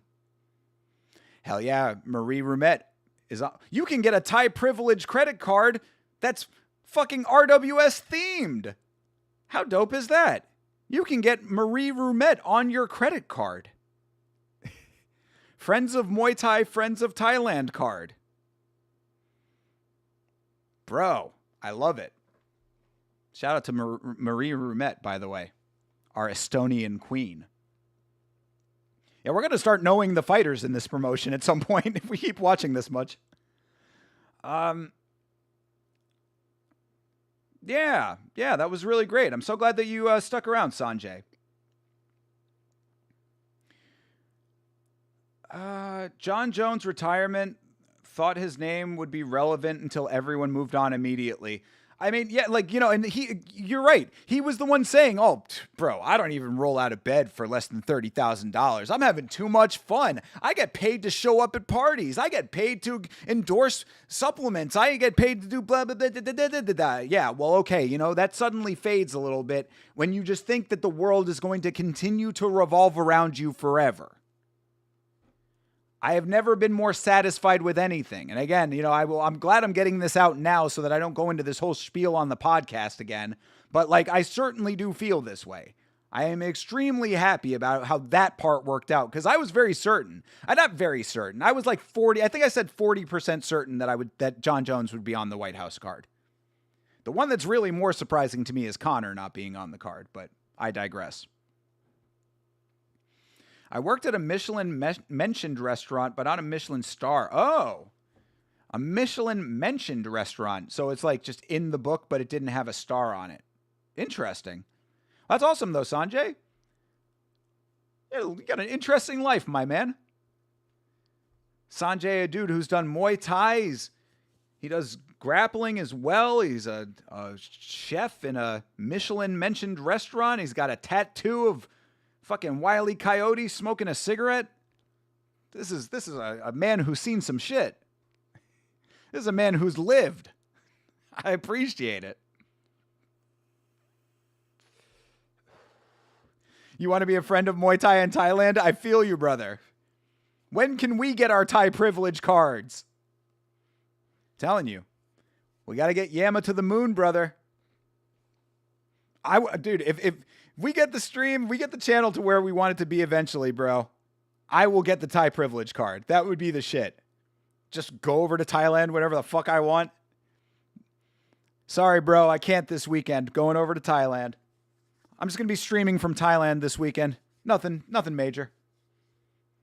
Wonder how long the flight is from where I'm at. I guess I'd have to go to New York. Usually, you either fly out of New York or you fly out of Atlanta. Generally, if you're going international, even though the airport local to me is also an international airport. Your favorite jobs were in dive bars? True. Yeah, that's where the real fun goes down, I bet. The weekly Yama crash out. I mean, brother, you know what you get around here.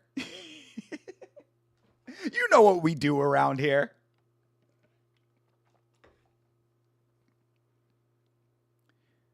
My plan is to move to Thailand once I get Social Security and live off of that. What, really? So, I'm not close to that age yet, but so if you qualify for Social Security in the United States, you can still claim that and get that if you live abroad? I didn't know that was the case. All right, let's lock in for our dude from O-Town over here. This dude is from the O-Zone. Ardashir versus Ben Free. He's about to cash in on Ben Free. Ben Free is about to be Ben locked down. Ben in chains. Nice body shot. Nice body kick from Ben Free. Admittedly, I like the name Ben Free better than Ardashir, whatever his last name was. Ben Free just rolls off the tongue, man. That's an easy name to say. That's like a rapper name. Right? Dave Free? Ben Free?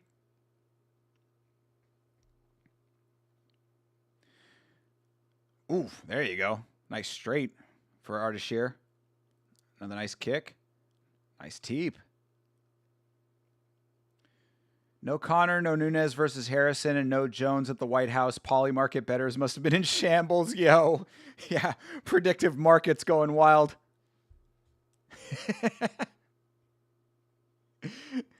Yeah. 78% my nuts.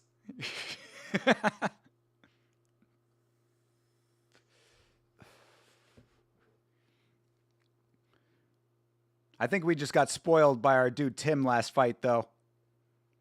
Because I don't think anybody's going to fight as intensely as Tim fought. Come on, dude. You're representing Florida on an international scale, brother. Scale? What the fuck? Oh, my God. It's like my brain just rewires words. I don't know what it does in there. Nice catch of the kick by Ben Free. We all have interesting lives and are lovely people. Oh, that's a sweet way to think about things. I don't know if I would say that my life is super interesting. You know, I work with cool people. Like, my clients are kind of interesting, I guess. One of these days I'll be able to talk about that. But, you know, I work with cool clients. I don't even, I mean, I'm on stream a lot. If that's interesting to you, then I guess that's somewhat interesting, but certainly women don't think it's very interesting.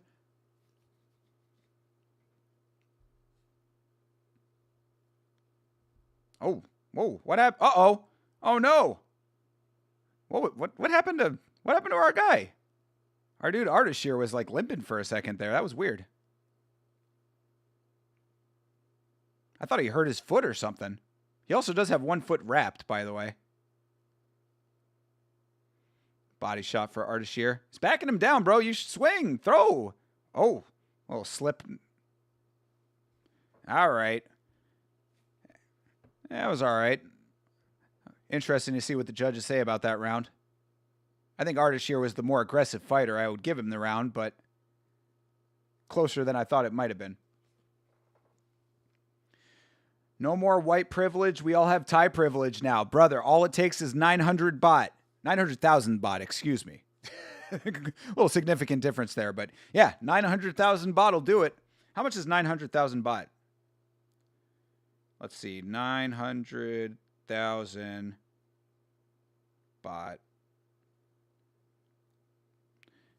$28,000. 900,000 baht, 28 grand, bro. 28 grand. For some people, that's not a lot of money. I'm not one of them, but for somebody, yeah. Like 500 bucks. Nah. Yeah, $900,000 is a little bit more than that. Or 900,000 bahts, rather.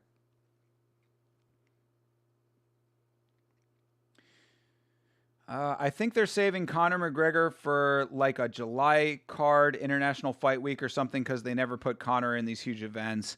What I've said a couple of times here, and I don't know if it's true or not, is I believe that the organization is sunsetting their time in the Conor McGregor business. That is my belief. I think that they are setting up Conor for the sacrifice to the young, hungry guy kind of thing. And what I believe is going to happen, like, so when they had announced, or not announced, when it was rumored that Conor was going to be fighting Carlos Prates, I said, it's probably not going to be that, first of all. But second of all, if it is someone like a Carlos Prates, that is going to signal that the Conor era has officially ended. Conor has legal problems. Conor is not as big of a draw as he might have been, even if he is still very well known. Conor's time in being an elite athlete has certainly passed. If you've seen and remember his most recent fights, Conor is doing a lot of things outside of the sport, including the legal problems. I think the organization is slowly getting themselves past Conor. And after the last Michael Chandler fight fell through, I think that is very likely what's going to happen. So I thought what they would have done is put him up against a young, up and coming hungry fighter on the White House card to seal his fate. But if they are waiting to seal his fate elsewhere, then either it happens in the organization or he does not fight again. Either way, I think the organization is out of the Conor business. That is my thought process. Ram is here. What up, Ram? You do other MMA or bro? I do combat sports of all types, my friend. Yes, we are doing RWS Muay Thai right now. Yeah, we do Muay Thai, we do kickboxing and glory, do grappling in the CJI, a lot of MMA. Yeah, pretty much everything aside from traditional boxing we do around here. Do bare knuckle boxing. I've missed your opinion on the White House card last stream, so what's your opinion? Oh, we've been talking about it. We'll talk about it in depth on the podcast tomorrow night, so that would probably be your best bet is to listen in on that. You can go back on the VOD and listen to here if you'd like. But suffice to say, I think it is interesting, not in the greatest way. I think that it is underwhelming, and I am very surprised by a number of things. I'm surprised, not in a good way, by a number of things. And yeah, I think that overall it is probably going to be a good card, not necessarily a great card as far as the fights go. Certainly does not live up to what I expected myself. But could be worse. Certainly could be worse. Ooh, there's a good right hand for Ardashir.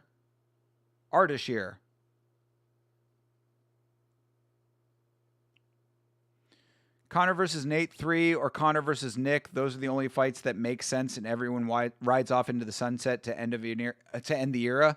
I mean, that would make sense since they're at the same stage of their career or whatever, and it would be a good enough draw for them to make that. Yeah, I do think that would have made sense. But I mean, I think that they want to. The UFC likes to dispose of people. They don't like to let them fade away in a graceful manner. That's why Nate actually got out of the sport probably about as gracefully as you can when the whole do-si-do happened on that one card, and he ended up fighting Tony. Who did he end up fighting on that card? I think he fought Tony, right? When it was the one with Hamzat missing weight and they switched all the opponents around. And he guillotined somebody. I think it was Tony. Didn't he guillotine Tony? Maybe I'm completely wrong about that. Either way, point is that Nate Diaz got out of the sport in a graceful manner. But that's often not how they want to do things. Only a couple of people go out of the sport gracefully. Robbie Lawler is another one that comes to mind. For a star as big as Conor was, I think that they would rather build a new star off of him. That's often how most big stars go out. They go out by being sacrificial lambs to the next generation of big stars. So I think that the organization, from their perspective, even though Conor versus Nate 3 makes sense, I think that they would much rather have Conor versus X hot prospect to build that hot prospect up, because Conor's name in defeat is valuable in that manner.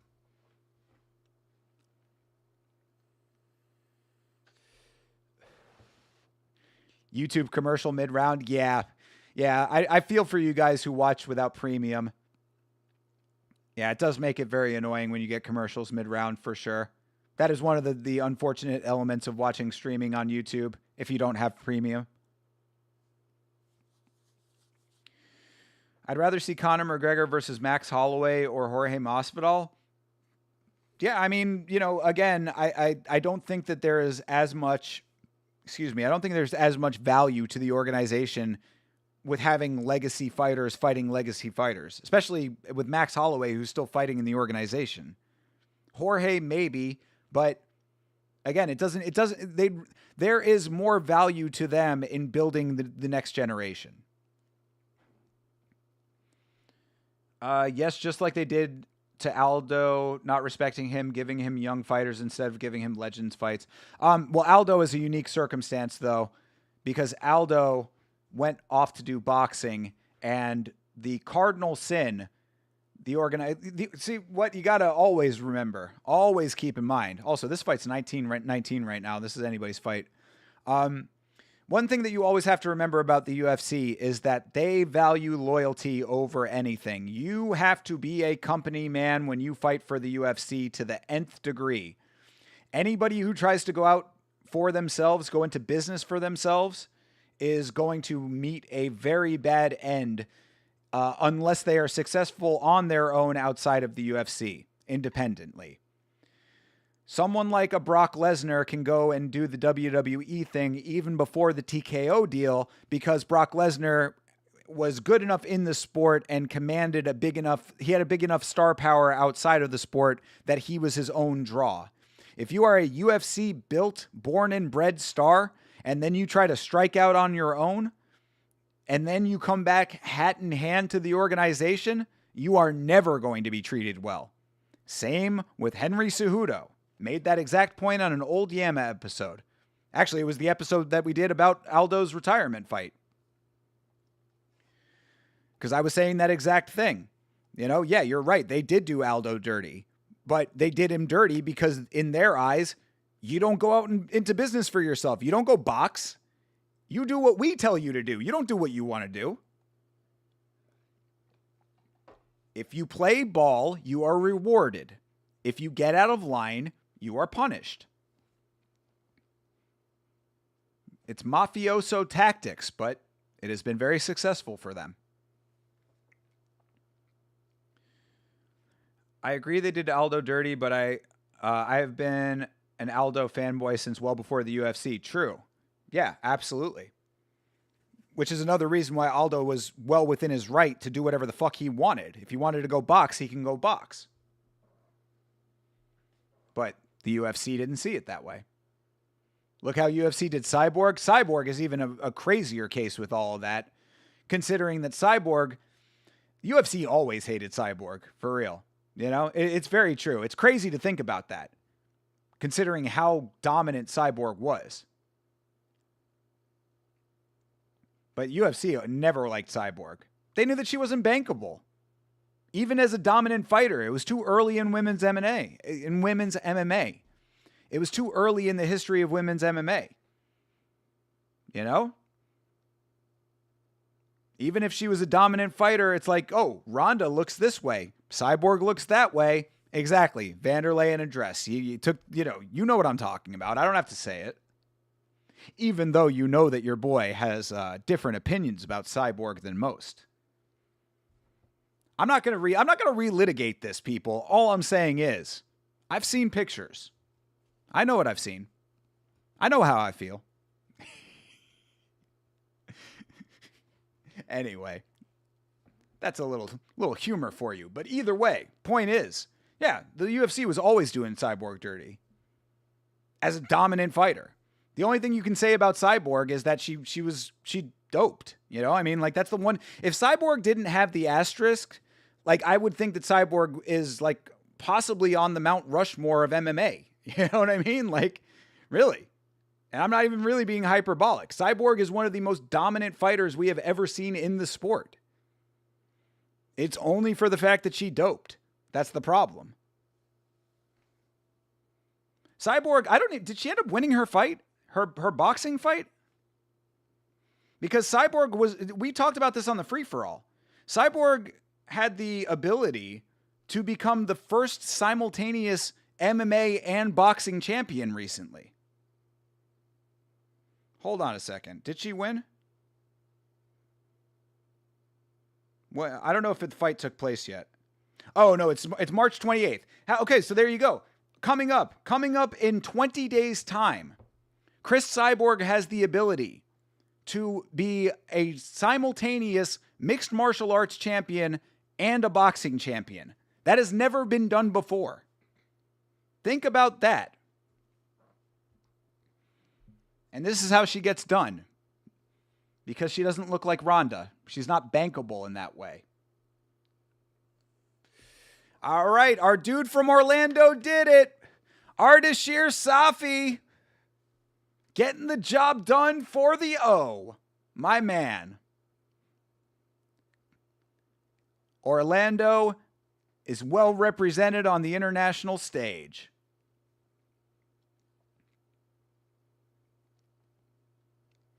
The list is very long of people that Dana has done dirty. Sanjay, you are not wrong in the slightest. These are the biggest of facts. People forget Gegard Mousasi was the original Arman Sarukian by being too underrated and not given title shots. Even he has an impressive resume. Oh yeah, no, Gegard Mousasi was another one. Yeah, I mean, like, the problem with Gegard Mousasi was that Gegard Mousasi was speaking up for himself. Again, the organization does not want you stepping out of line. Gegard Mousasi was out here saying, I need better fights. I need more fights. I need to be given the shots that I deserve. I'm winning consistently. You're not doing me correctly here. Corey Anderson, another one who is the exact same way. Even though Corey Anderson was not as good as Gegard Mousasi, you know, Corey Anderson was just a mid-fighter who was making a whole bunch of noise about getting paid more, even though he didn't necessarily deserve it. But the point remains, you start acting. I even said this on the watch along very briefly when RoboCop was asking for the performance bonus. They don't like that. They don't. You don't tell us what to do. You don't say give me money. We say we think you deserve the money and we'll give it to you then. You fight and keep your mouth shut. You do what we say, you take the fights, you win the fights, then we pay you. Anything outside of that framework that I just outlined in that very brief little set of sentences, that's a problem. Anything outside of that framework is a problem.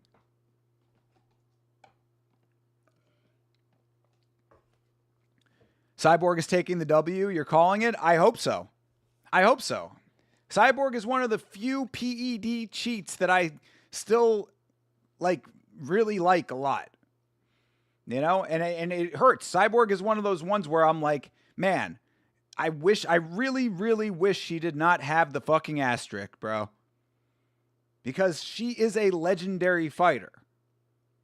She has done more in the sport of mixed martial arts than many, many people will do. And she has the chance to make history. But no one gives a fuck. Because the organization fucking hated her. So, you know. Same situation goes to Stipe. UFC did Stipe dirty as well during his prime. Yeah, maybe. I would say Stipe maybe to a little bit of a lesser extent, but still a bit. Which is kind of crazy considering that they were the ones that were really pushing the narrative of Stipe being the best heavyweight of all time. You know? Brought Stipe back from the retirement home to get knocked out by John Jones and didn't even give him a fucking send-off video until 2 cards later. Why did they not have a video queued up for Stipe? Tell me that.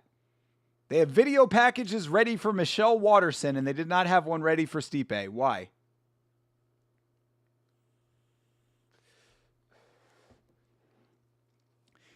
Everyone is on steroids. All you motherfuckers are on steroids. True. That is true. I mean, look, yes, I do recognize that to be the case. But as I always say about that, don't get caught.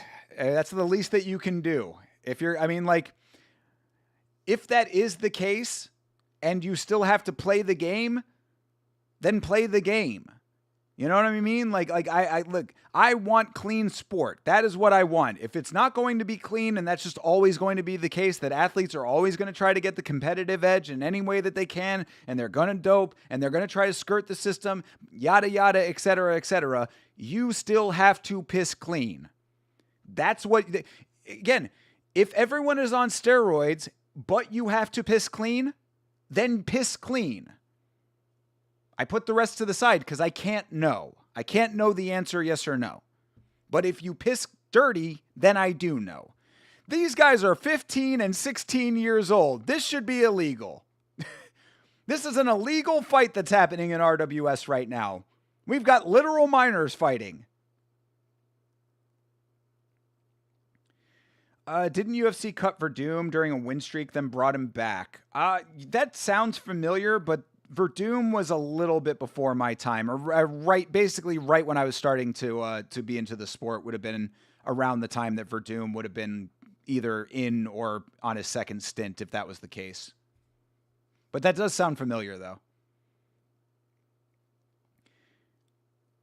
And Anthony Smith gets a jelly roll send-off. Anthony Smith, thank you for your time in the UFC, my brother. Just imagine a bunch of tattoos on my face. Thanks, jelly roll. He gets a jelly roll send-off and is coming back to fighting game-bred bare knuckle. Why is Anthony Smith another dude who just does not know how to get out of his own fucking way? That is legitimately true, dude. That is big facts. Anthony Smith does not know how to get out of his own fucking way. Has a good thing going as the co-host of Bisping's podcast. Apparently, the two of them just don't talk to each other for a while, and Anthony Smith leaves the podcast unbeknownst to Bisping. So he just up and hightails it out of a podcast that was very successful to go start his own podcast that no one listens to. He gets a send-off in the UFC that's supposed to be his end to his career, and he's coming back to fight Chase Sherman in game-bred bare knuckle. This motherfucker loves stepping on a fucking rake. Derek Lewis is on steroids? That's spicy. What makes you say that? Was it when he said that the UFC gave him peptides and they had to be like, no, the fuck we didn't?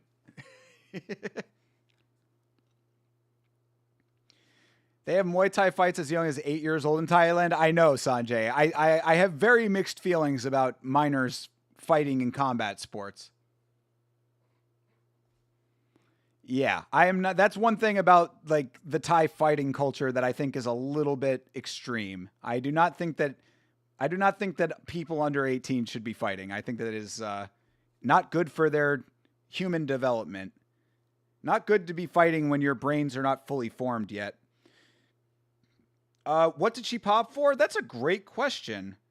What did Cyborg... Yeah, let's see. Let's see what Google has to say about that. What did Chris Cyborg pop for? PEDs. Chris Cyborg tested positive for the anabolic steroid stanozolol. Yeah, stanozolol.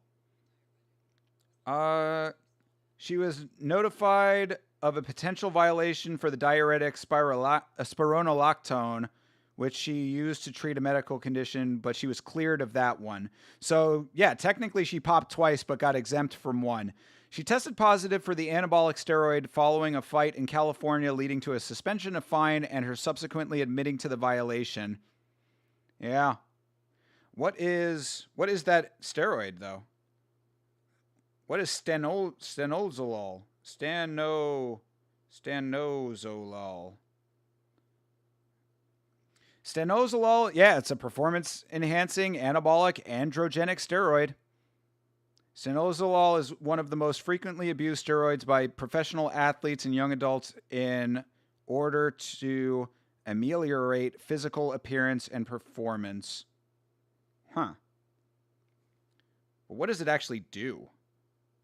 I mean, obviously it's a performance enhancer, but like, what does it actually do for you? What does it do? I don't know. I'm sorry. Sorry, guys. I'm just kind of curious about this now that Beeb asked.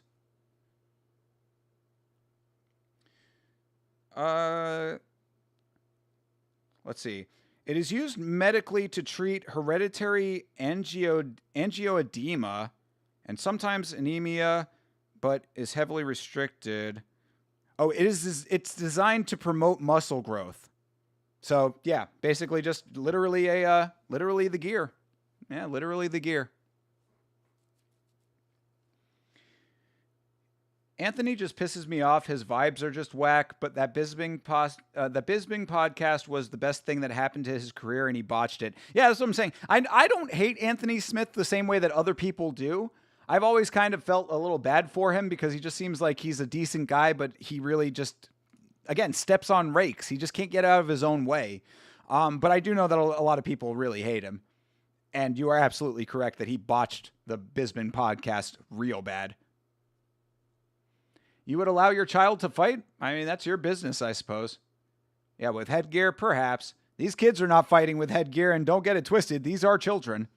This is a 15-year-old and a 16-year-old. These are literal kids. You saw 5-year-olds go at it in 2000? What? 5 years old? Maybe they should just have baby fights. You know, just like fresh out of the delivery room.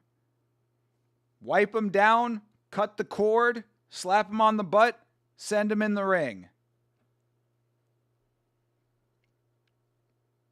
Can't wait to see Anthony Smith's legendary signature move called the Armadillo. Armadillo guard. Never fails. He is the king of the Armadillo guard. That is true. Definitely out of the Mount Rushmore combo. Yeah, she has to be. That's what I'm saying. It hurts my feelings that is the case for Cyborg. It really does. Because Cyborg, if it wasn't for the fucking asterisk, man, she really would be like one of those people that I think that it's like she'd be one of those people that like when everybody's talking about the GOATs, it would be Galaxy Brain to bring her up. You know what I mean? All right, let's see how these youngsters do here. Well, they're definitely going for it. And they are certainly not fighting with headgear, so we might see a child get knocked out right now. Ooh, yo. Our dude, Arshia over here swinging for his life. Brother, you're only 16. You don't need to be going this hard, my guy.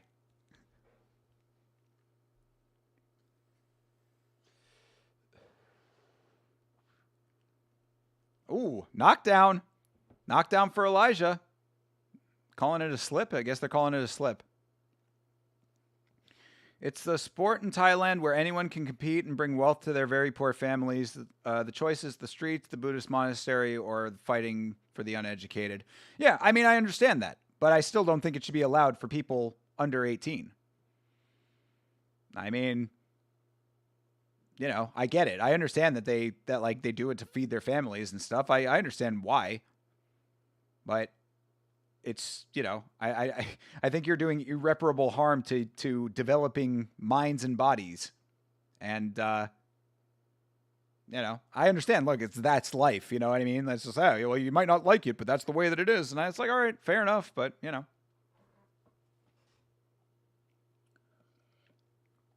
Ooh, nice trip.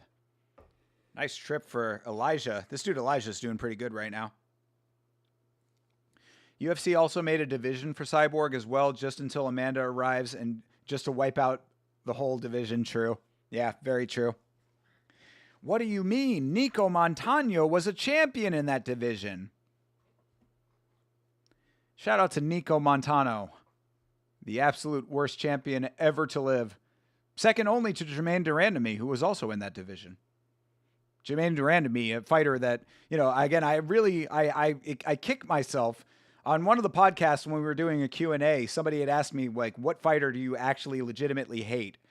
I would say Jermaine Durandamy comes to mind. I would never allow my child to play football. So you'd allow your child to fight with headgear but not play football? Ooh. Hey, that's a knockdown. That's a legitimate knockdown. Our dude Arshia trying to stay in this fight. Elijah pulling away with it. Plus, Elijah's so much taller. All right, front kick for Arshia. Ooh, yo, Elijah getting mean. Oh, it's done, dude. It's done. Yeah. All right, go Elijah. Oh, see, now I got to see a 15-year-old wincing in pain. You're going to make me watch a 15-year-old kid cry? I don't like this.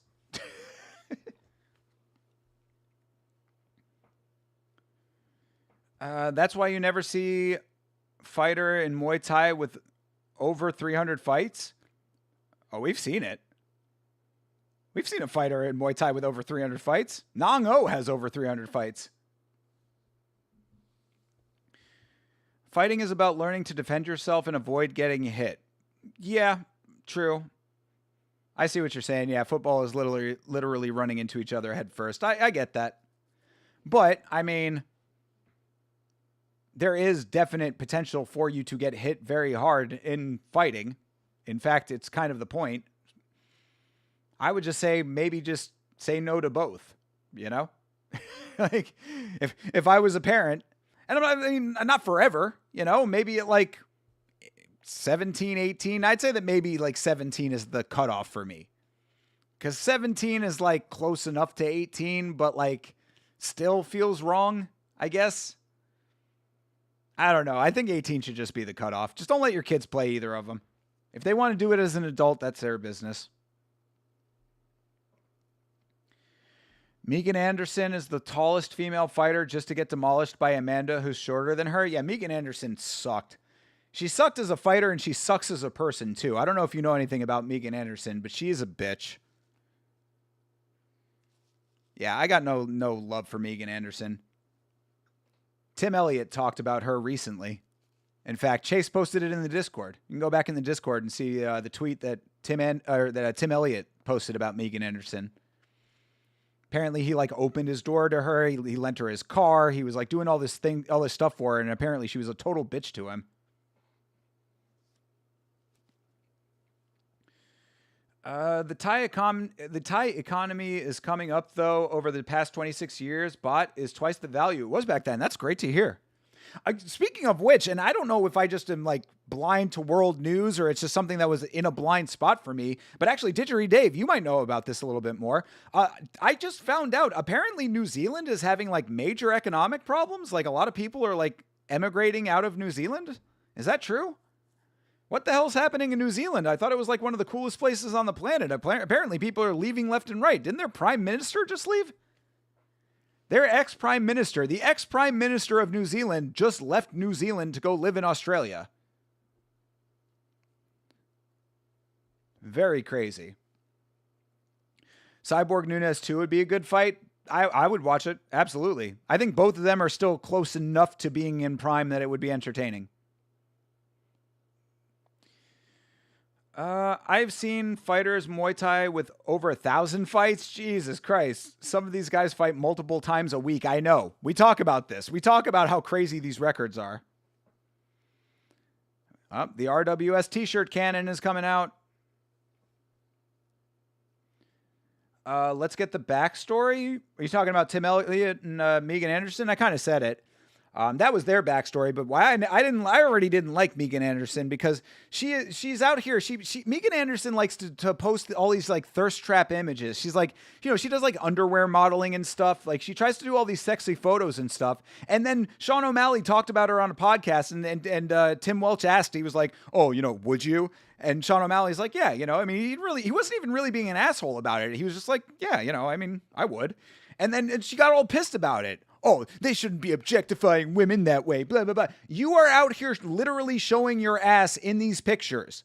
What, are we supposed to just look at them and not feel some type of way about it? That drives me wild with women. Like, anytime they're out here, like, posting all these sexy pictures intentionally, and it's like, I'm going to post all this sexy stuff.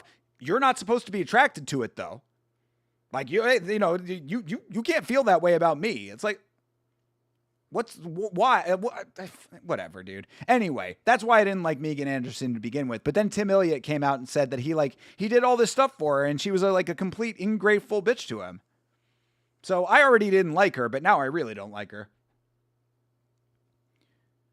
Jermaine Duran to me is pretty hot though. What up, Meat Rocket? I saw that comment and then I had to look at the username and then I saw the username and I was like, yeah, Meat Rocket. What up, bro? Good to see you, man. I hope you're having a good night. Football is not running into each other head first. I played in college and coach. True. Yeah. I mean, there's more skill to it than that. I mean, there is potential for collisions though. So it is dangerous. I mean, look, they're both dangerous. I mean, like, I think we can all admit this. Like, football has its dangers. Fighting has its dangers. They're dangerous sports. You don't want to play contact sports. You don't want danger. Fucking go bowling. They're all moving to Australia. Lachlan, you know something about that too. What's going on down there? Elijah Smith, Orlabai versus Chris Curtis, Charles Johnson versus Bruno Silva, Asplund versus Petrino, Lemos versus Robertson. What are we talking about here, John Dong? Oh, I didn't realize this until now, but next week's card has some... these are all next week's fights. Well, we will be talking about them on the podcast tomorrow. Yeah, those are some good fights. Just go ask Chill Guy AKL. I don't know who that is. Do I know who that is? Should I know who that is? They always have. There's almost a Kiwi on every corner these days. But I mean, is the economy just like getting worse, or like what's happening? No visa required for Kiwis to work in Australia. Australia's salaries are a lot higher and economy's much stronger. Yeah, why? But what's the reason? New Zealand doesn't have natural resources and tourism has gone down. Oh, okay. Well, I guess those are reasons. Yeah, what I said is, I mean, things haven't been the same since Lord of the Rings. They need another movie series. We got to get Peter Jackson on the case.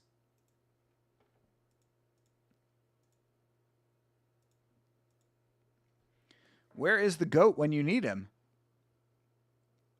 It's a beautiful country, but is expensive compared to Australia and low income. Yeah, it's kind of funny too because I mean, I'm not looking for a job, of course, but I saw a job posting that would have been something that could have been applicable to me in like a group that I'm a part of, and it was in New Zealand, and I was like, I mean, I've always liked New Zealand. I like Flight of the Conchords. I can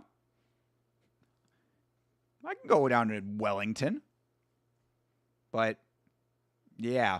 That I found out just after that apparently the economy is not very good.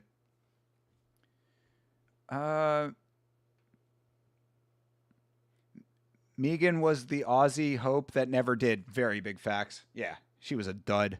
Yeah, that's what I'm saying. All of that bullshit that she talks, all of the thirst trapping and all the bullshit and being an asshole, and she sucked at fighting. We are on Yothin versus Chiabkard. So that fight is just about to start. We are at 1 hour, 56 minutes, and 50 seconds. 1:56:53 right now. I've never seen Lord of the Rings. Is it worth a watch? Brother, I have never seen it either. Do you believe that? Do you believe it? I know. You'd see the big shelf of DVDs and you'd think that, of course, I've seen it. How could I not have seen it? I have never seen Lord of the Rings. And what's crazier still is one of my best friends, one of my absolute closest friends in life, is a major Lord of the Rings fan. Every time I go over to this guy's house, it's just Lord of the Rings, everything. He's got fucking replica swords on the walls. He's got fucking, the ring, whatever the inscription on the ring is like on his window, and like a peel-off sticker. He's got statues and fucking images from the movie. Like, I mean, this dude is a mega fan of Lord of the Rings. And I have never seen it. They're going to make the Silmarillion, so Peter Jackson is going back to New Zealand. Oh, okay. Well, hopefully it stimulates the economy if it's that bad down there. Yeah, when I found out that the fucking prime minister moved, I was like, golly, shit must be real bad down there. I used to run this country and I can't live here anymore. Like, I mean, I don't mean to laugh at that, but that's just like, golly, that's bad.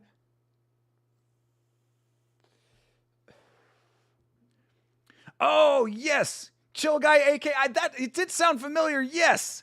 Yes, fucking Johnny. Yeah, that's so funny that you say that because I covered the Dan Hooker situation and I completely forgot about that part of it. Yes, Chill Guy AKL. And I was like, AKL, what does AKL stand for? Auckland. I forgot about that. Yes, thank you very much for reminding me. Okay, yes, now I know exactly what you're talking about. I thought it sounded familiar. It was an inside joke from the MMA community. It's Dan Hooker's side chick exposing him. Yeah, I did a whole video about that. Go and watch that video. It's actually one of my favorite videos I've done for a while. I really felt very, I don't know. I got kind of loose in that video, you know? I got like, I really felt myself. A lot of times when I'm covering more serious subject matter, like I have to get into like serious thinker mode. So, you know, I've got to like cover these things with the gravity that they deserve, you know, that kind of stuff. But like when it comes to something like that, that's just like a goofy fucking like interpersonal relationships kind of thing. That's where I really feel the most comfortable. Cause I'm like, God damn, Dan Hooker, I can talk to you man to man on this one, you know? Or as much of a man as you would consider Dan Hooker after what you know about him now. Kidding, obviously. Lord of the Rings is probably the best trilogy in history. Definitely my favorite trilogy. Hey, I know a lot of people love it. Like I said, one of my best friends does. So, yeah, I mean, I will tell you, the only thing Lord of the Rings related I ever saw, I started watching a little bit of the second movie, but because I hadn't seen the first movie, I fell asleep. And I woke up halfway through it and turned it off. So I really felt at the time, I was like, if I'm going to do this, I got to watch all of them. So one of these days, I'll probably just sit down and watch all of them.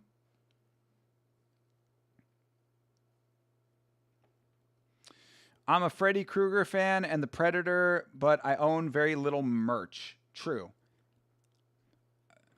You're at the Petchdam fight? Is it? Let's see. Yes, Petchdam versus Rawad. Shout out to Rawad. Not Rwand, but it's Rawad. We got to tell Rawad that Rawad is fighting. I didn't see where he was from. Is he from Kurdistan? But yes, Petchdam versus Rawad is the fight we're watching right now. 2 minutes, 27 seconds remaining in the first round.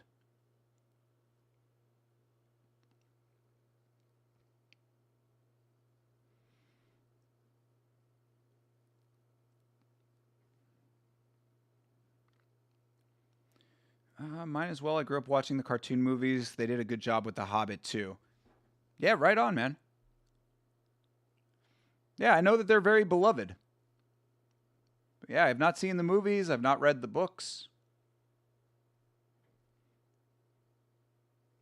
I'm into very, like, if it's a fantasy thing, like, I'm into very specific fantasy things. So, ooh, Rawad. Rawad. Our dude, Rawad, getting some nice strikes in there. Oh, nice elbow. Rawad's crushing right now. He might have cut him. Yo, those up and over elbows. My guy, Rawad. Uh-oh. Petchdam coming back, though. Petchdam got him in the corner. Lord of the Rings will put you to sleep. Should read it. 2 pages and snoring. Oh, wow. I did hear that it starts off... double knockdown? No, Rawad got knocked down. Let's go. Petchdam was getting hit for a second there, but Rawad ends up being the one getting knocked down. Yeah, I did hear that Lord of the Rings is very dense in the beginning. Like, you have to really get through those first couple of, like, the first 30 pages. But after the first 30 pages, it starts to open up. Oh, another knockdown for Rawad. Damn, Rawad is on the ropes. Yeah, Petchdam doing the damn thing. Do the Petchdam thing over here. Nice elbows, Petchdam. He was getting hurt for a second there, too. Petchdam is the man. Oof, another one. Oh. He went down to a knee, but they're counting it as a slip. Oh, down he goes. No 3 knockdown rule in RWS, though. You can stand up as many times as you want.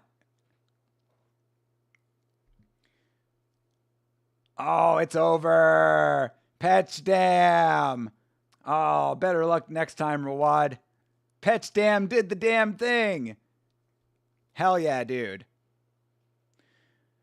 You were watching Zuffa Boxing? Oh, we were talking about Zuffa Boxing in the Discord earlier. How was it? How was the guy, Jay whatever?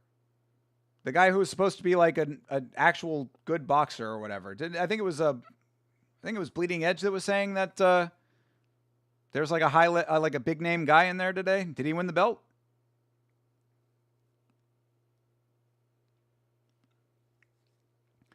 Lord of the Rings is amazing. I don't care what you say. The Hobbit is good too. Hey, brother, don't. I didn't say anything. I'm saying that I know a lot of people love it.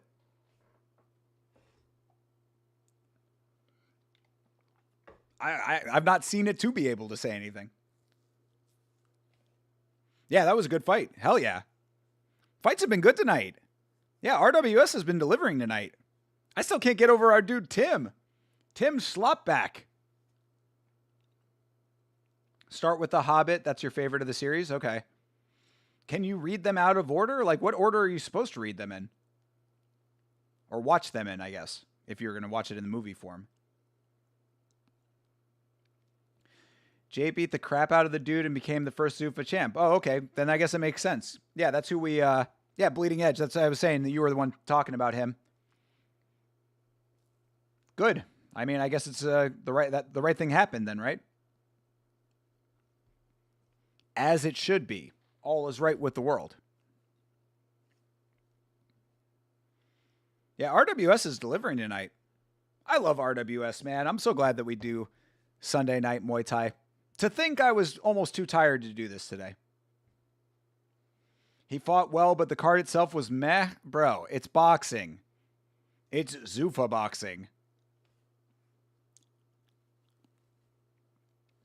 My sister makes fun of me still how I used to watch the old cartoon versions recorded on VHS from TV every week. That's that and Mickey Mouse Christmas Carol. Hey, first of all, Sanjay, goated choices. Second of all, never let anybody make you feel bad for enjoying animation. Animation is the greatest art form of all time. It was my first love. It was the first thing I ever wanted to do was be an animator. Animation is the greatest expression of artwork on the planet to me. A lot of what you see on that big shelf back there is animation. If you watch my video walkthrough of all of my DVD and VHS collection, you will know how much of animation is on that shelf.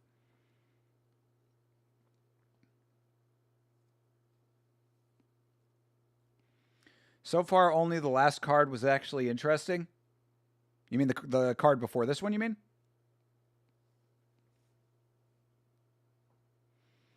There were a couple crazy fights.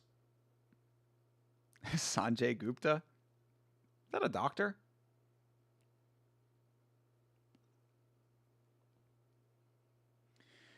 Sad it's all AI now? Yeah. Well, yeah, AI is ruining a lot of artwork.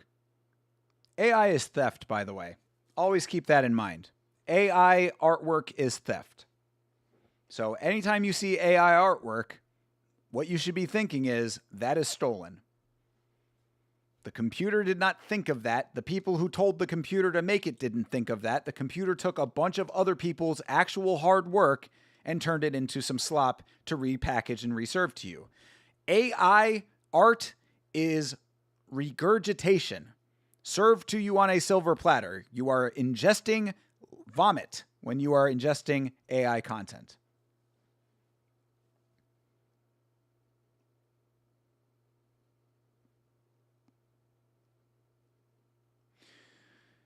Saw a study TikTok. Saw a study TikTok is lowering the intelligence of people. Yeah, I actually, I watch Upper Echelon. I don't know if you guys are familiar with the YouTube channel Upper Echelon. I've talked about it on the stream before. But Upper Echelon is a really, really quality YouTube channel.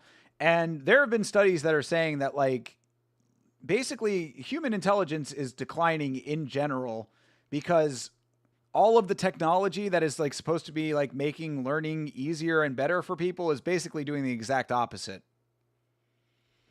Implementation of AI in classrooms, computers in classrooms in general. It's just, it's encouraging dependence that in a way that is like unlike ever before, because people used to say, oh, well, calculators are the same thing. And it's like, based on the research, it's not. Your favorite cartoon is King of the Hill? Based choice. King of the Hill is a great show. Have you seen the more recent one, the reboot of it? I've heard that it's good. I haven't seen it though. I just don't know why they had to bring it back. I'm very much a fan of new and unique things. I don't like the rehashing, reboots, all this shit that's, again, regurgitations. Thinker Saint Gupta. Dr. Thinker Saint Gupta. Thank you. People are quitting due to developing memory loss. Quitting TikTok?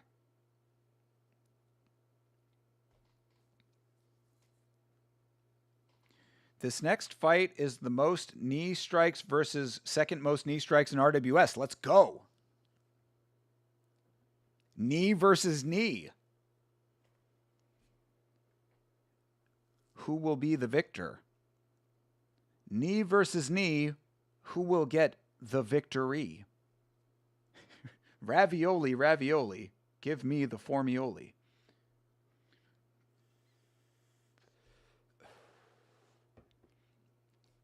Lord of the Ring is supposedly the truth of Earth, a history, not fantasy, facts in a magnificent story.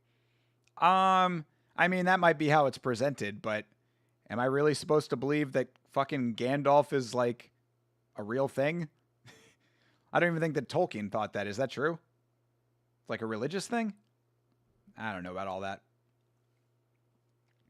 UFC used AI during Max versus Charles promo before the main cards yesterday. Johnny, I saw it and I said something about it. Yeah, I was not a fan of those AI promos that they were doing.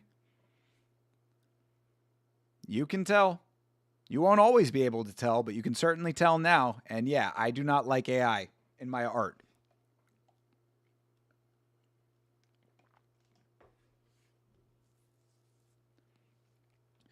The first 5 minutes of the first episode of the King of the Hill reboot. First 5 minutes of the first episode is the best joke of the new season. In my opinion, it's worth a full watch. Okay. Yeah, no. I mean, I know that they got most of the same creative team behind it, so I'm fine with that aspect of it. But again, I just didn't. It's like King of the Hill ran for like 20 seasons or some shit. It ran for like something like 13 seasons, I believe. So it's like, just let it go. Like, I don't know, man. Because, like, again, man, you know, as a person who is a creative myself, like, I feel bad for all of the people who have new and interesting ideas that are never going to be seen because these production companies are just too scared to take chances anymore. I feel bad for any creative out there who's trying to make new and interesting television and film. I also feel very bad, and I've talked about this before. I think I might have even talked about this on the last stream, but I feel bad for the youth because the youth doesn't have anything of their own anymore. All you get is repackaged versions of old shit. Where is the new stuff for the kids? And it sucks too because it's repackaged versions that are awful in comparison. I grew up on the OG Lion King. Do you know what the OG Lion King did to me as a kid? I equate the OG Lion King to the moon landing. For me personally, that's how instrumental and life-altering it was for me. The original Lion King, I saw the Lion King in the movie theater. And when that motherfucking big drum hits and the title card came up, it changed me as a human being. What does the next generation have? None of that. They got the remade version of Lion King, which is ass. The animation is atrocious in that film. I feel terrible for these kids.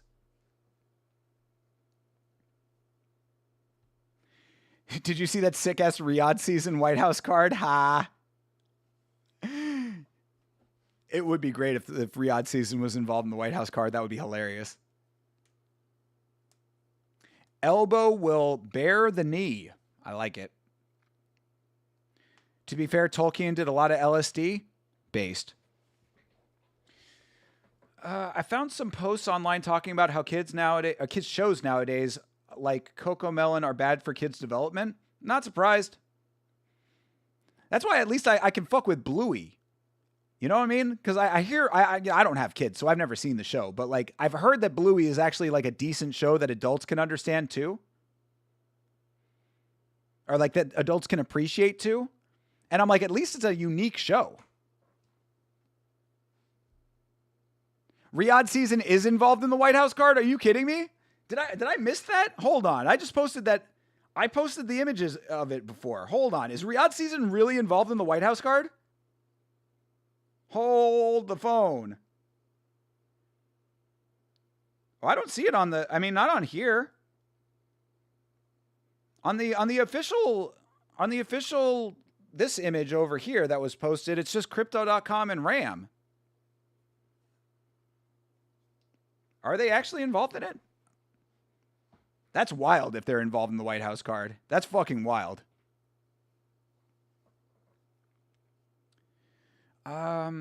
Yeah, like they never leave old films or shows alone, like Let It Be because classics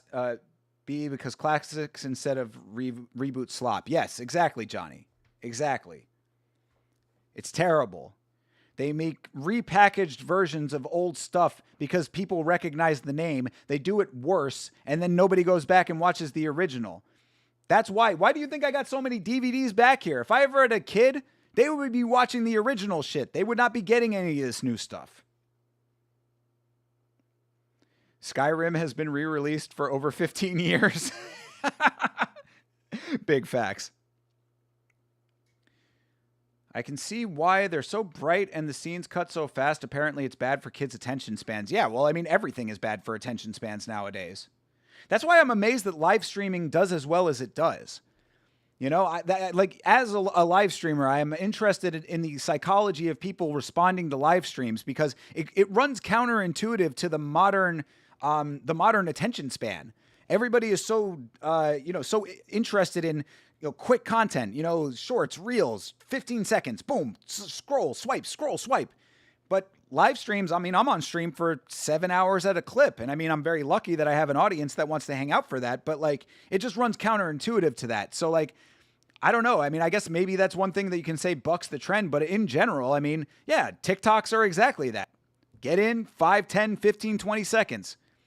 It is so much now. I'll tell you again, from the content side of me, when I post shorts from the podcast, I used to post shorts that were like 90 seconds. I was even doing longer than that before. I was doing like shorts around 2 minutes at times. I shaved that down to 90 seconds.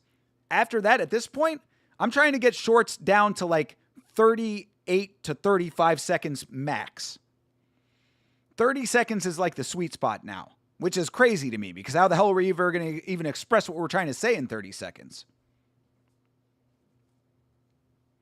But that's just where people are at. And they do very well. Get a lot of views. Sella is funding it? Oh, true. Wow. Yeah, and Trump's just okay with that, huh? Saudi Arabia. Or no, not Saudi Arabia, but yeah, no, it is Saudi Arabia. Yeah. Yeah, mate. Dragons, elves, dwarves, trolls all existed. The fables of old were true story, bro. Okay. Tolkien's stories are no different. While we're at it, angels and demons exist. Prove me wrong. Good point, Dave. I cannot prove you wrong. Your favorite cartoon is Dora the Explorer? Dora's probably good back in the day, I think. That was probably like right at the cusp of when they were like starting to get bad, but she was probably still all right.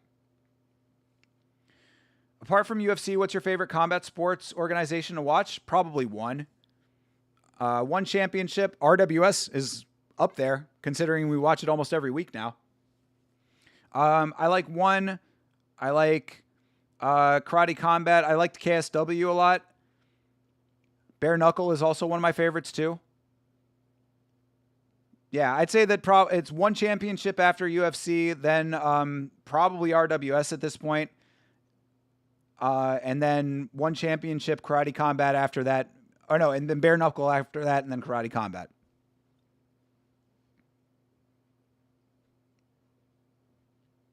People are quitting TikTok due to it causing memory loss. Huh. I mean, amazing that people even recognize that to know to stop. Oh yeah, this is a title fight coming up here. This is their welterweight title. Tel Aviv season presents White House card. Yeah, for real, right? Yeah, how is that the case? We are over in Iran waging war with Israel with us, and Riyadh is funding the card at the White House. Strange bedfellows, they call that. Dang it, Bobby. There's nothing new under the sun. Bullshit. Bullshit. Even if you can say that it's something derivative in some form, you can at least have a new spin on it, a fresh take on it, whatever. You know what's definitely not new? The same exact thing. That's definitely not new. I like live streams. I like talking to streamers and asking questions. Well, I appreciate that. Yeah. There's definitely definite value to it, I think. I'm just amazed that people like actually stick with it, you know? I think people like the great Kai Cenat and Iron Mouse paved the way for people like you, Yama. Well, thank you, Kai Cenat. Shorts are the method. I average 2K views per short. Yeah, I mean, shorts do fine for us. Shorts are good. I just don't like having to go and fucking make them. It's a lot of work for repackaged stuff, but I don't mind doing it. I'm going to get back into it when we re-up on them. We ran out of credits. For me, that's why I prefer MMA memes to most than today's brain rot memes from Instagram, because they almost make me laugh. They always make me laugh the most. True. Well, it's always nice to be in part of a community, so you actually like know what the joke means. That's why, like, again, that's one of the reasons why I started Yama, is because like none of my friends watch MMA, so like I wanted to talk about mixed martial arts. I watch it all the time. I love it so much. I don't know anybody else who enjoys it, so I was like, get online, start talking to somebody. I know there's somebody who will want to talk about it. And now, ironically, some of my friends from real life are getting into it because of Yama, which is kind of cool.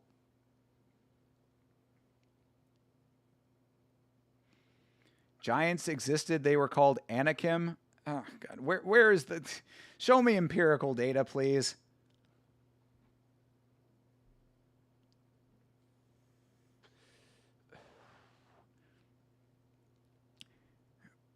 His favorite combat sport is power slap. One of these days we got to do power slap on the stream, though. I'll do it. I will do it. If you guys want to do it, I'll do it.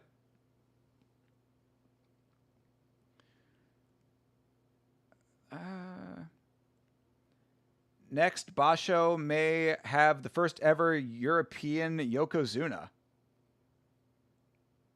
Oh, yes, the sumo wrestling. I believe that there's actually sumo wrestling. It might already be over, but there was actually going to be sumo wrestling like in Central Florida. I was actually thinking about going to it. I was like, that would be kind of cool to cover.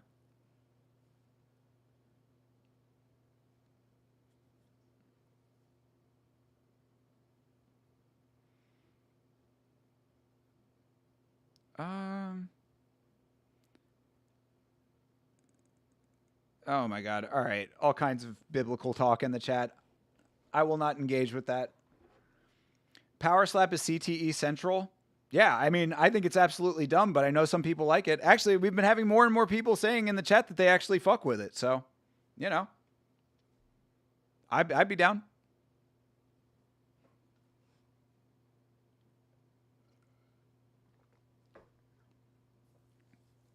All right, we got a title fight coming up here. Who are these guys again? Let's see. This is Tapacow. Yeah. Tapacow. Tapacow versus Sanpon. Well, Sanpon's easier to say, so I think I'm going to go for Sanpon on this one. Did you see that sick-ass BMF fight? Charles is the only one to do BMF the right way. John Dong has a saying that he's been saying about the BMF fight.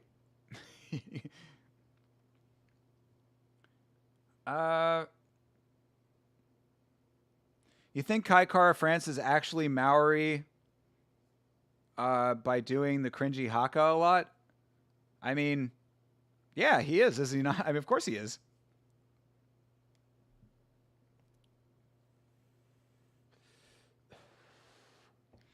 He literally retired. He went on a brief hiatus from the sport because he needed to go do cultural things. He needed to immerse himself in Maori culture. Some people would say so he could go on a bit of a cycle, but, you know, no proof of that. Why is that guy's shirt wet?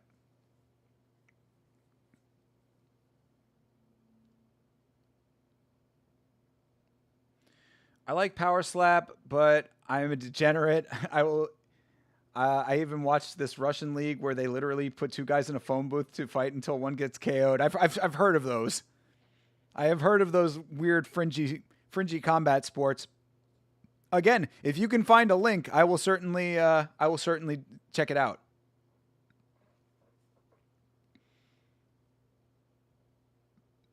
All right, fight is underway. Tapakau versus Sayanpan for the welterweight title in RWS.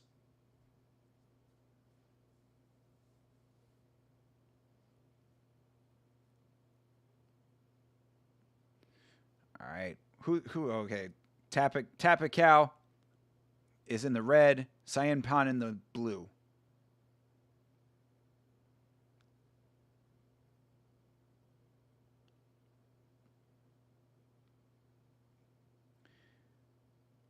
You saw that in Instagram about the phone booth. Yeah, I've seen the phone booth. I've seen like the multi-man fights, which were actually the multi-man fights are kind of interesting to me. Because I saw one where it was like 20 versus 20, and I was like, that's kind of crazy.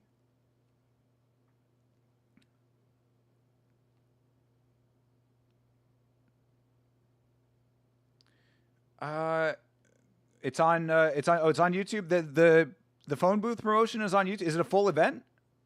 Because yeah, I don't want to watch clips. Like I like to watch full events. If I'm going to partake in a viewing of a combat sport, I want to see the full presentation.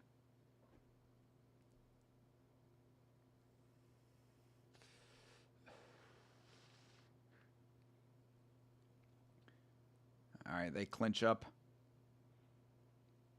Come on, guys. This is for a title. We need this thing to be exciting.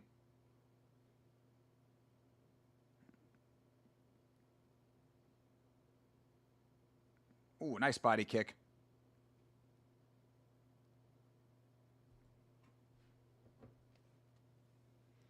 It's only like one fight at a time, small video. Oh, I see what you mean. Yeah, if you can find me like a full event like replay, then we can do like a rewatch of it.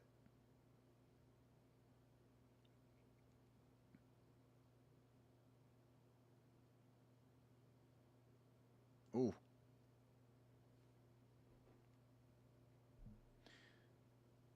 There was a recent freak show about an obese guy fighting 3 or 4 dwarves. I think I saw that.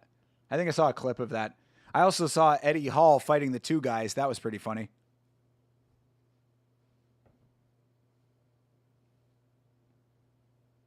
Body kick, body kick.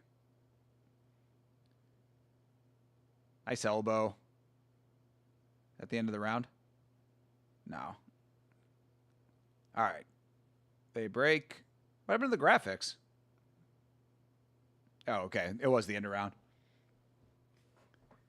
Did you see that ring card girl thinker loves? I do. I do. Again, you know, I have a thing about chins. You know?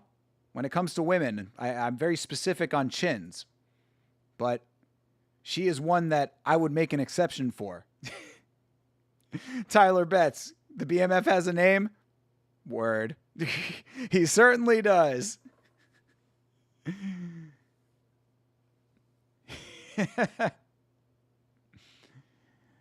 Yeah, should have stuck with my brain when it came to the BMF fight. Brain said Charles. Heart said Max.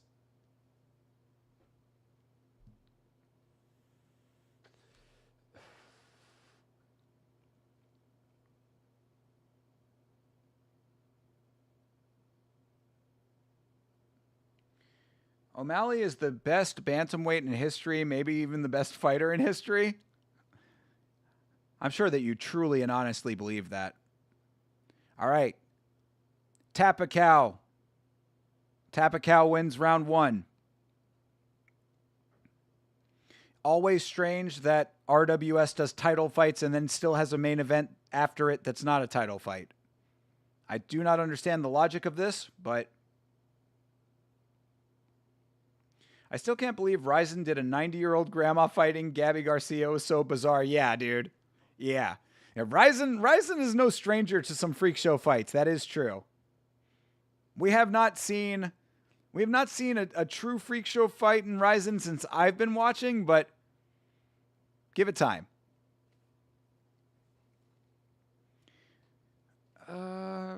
Rocket Sahabi will be champion in 2027.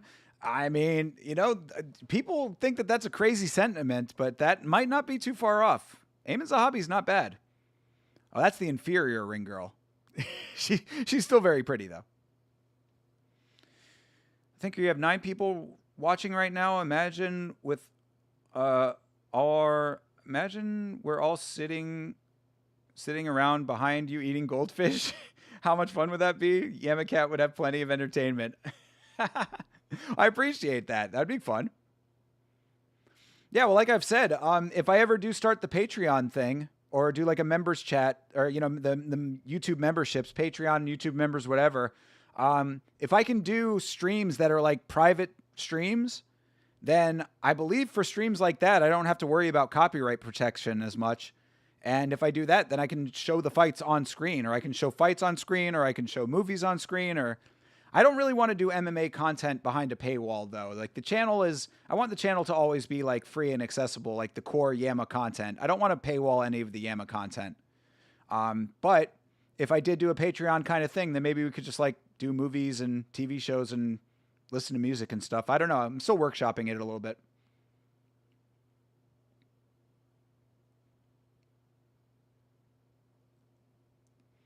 I still believe in patchy mix. Dude's elite. He could have beaten Sean O'Malley. He said so.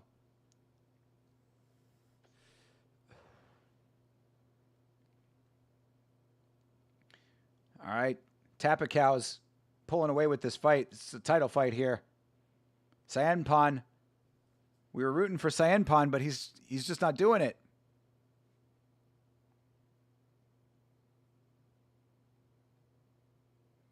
A lot of knees in the clinch. It's a very clinch-heavy fight for a title fight.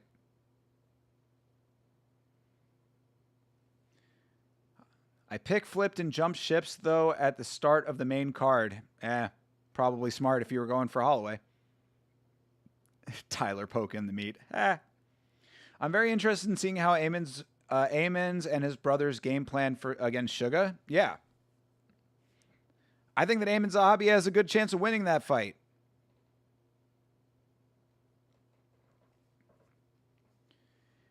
Nico Bellic. Hey, Nico. What's up, man? Good to see you again.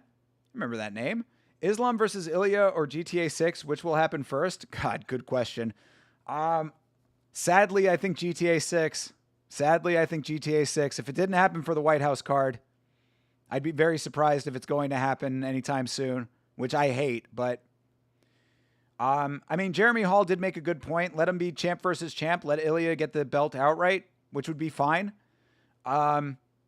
But I don't know, man. I'm very upset that it's not for the White House.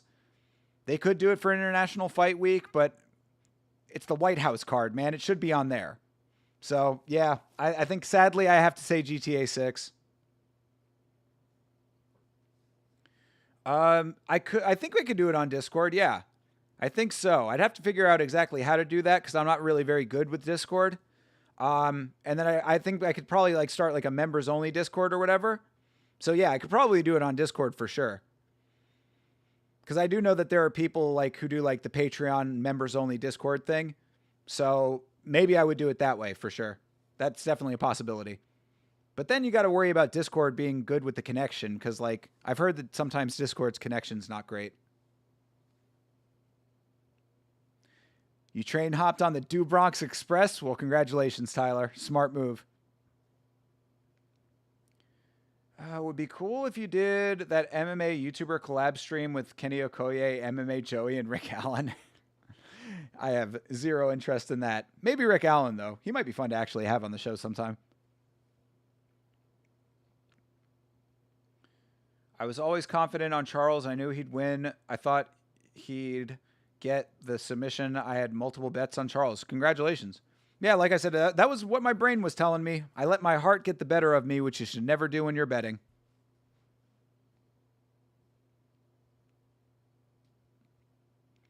Wrestling beats O'Malley?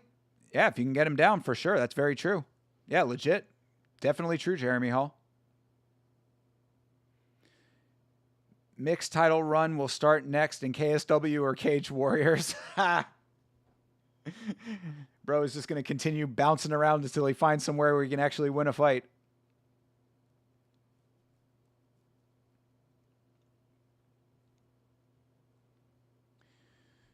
Amanda Kayla will be end of year with the heavyweight championship, Tom versus Alex.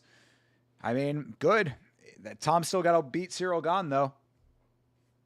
Or, excuse me. Tom should beat Cyril Gahn, too, but Alex has to beat Cyril Gahn. There's my... Oh, no, that's the other one still.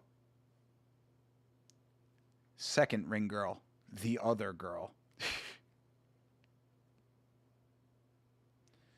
I don't think a Dagestani will ever fight in front of Republicans, especially in this war situation. Nico, you're not wrong. They were still trying for Islam on the White House card. I had heard that there were going to be no Russians on the White House card, period, end of story. So I don't know exactly who to believe when it comes to that.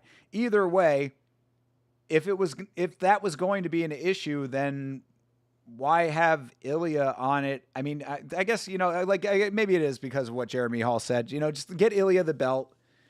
He's going to beat Justin. I mean, I don't think there's any real two ways about that personally. Give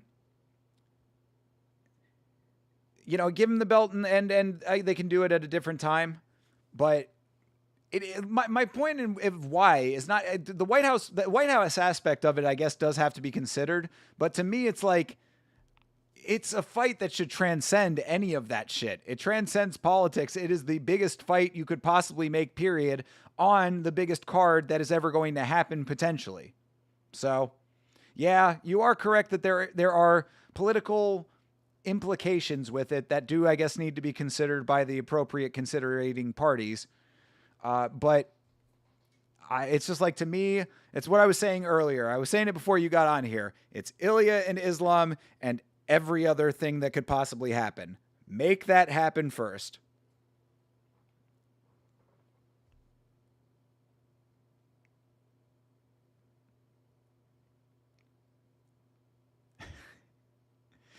Do all you guys know each other? Tyler Betts and Meat Rocket and Sigma? Is this why you guys start talking to each other like this?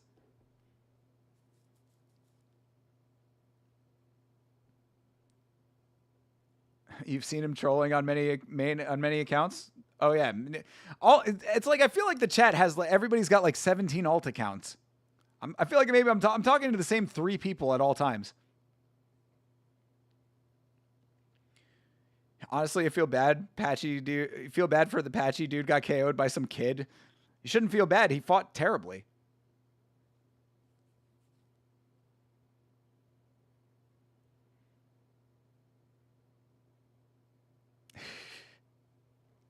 Tyler's your cousin? Okay, great.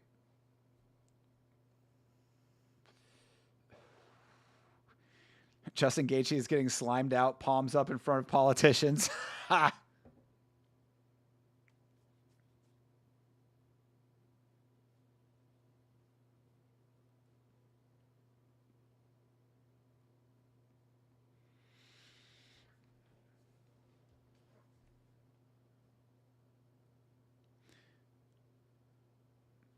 There's too much clinching in this title fight. We need to get our dude Tim in the title fight. I don't know about Tyler, but I'm still unemployed, so I still have time to be in all these live streams. I feel you, John. Oh, John, I also meant to mention to you, bro. One thing that I might have said this to you already, but one thing that you should definitely do is join professional networking groups. Oh, that is a nasty cut on Sandpon.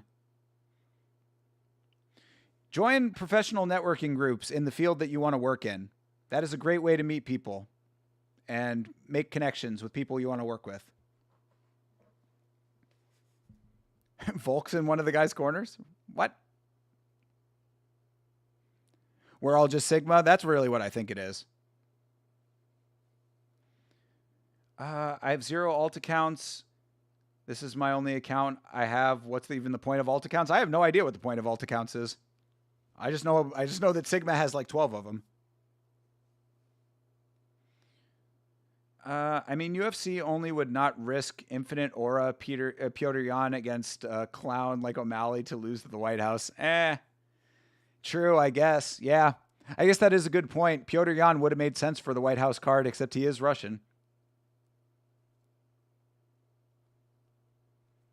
You have one alt account and you owned up to it immediately? That is true.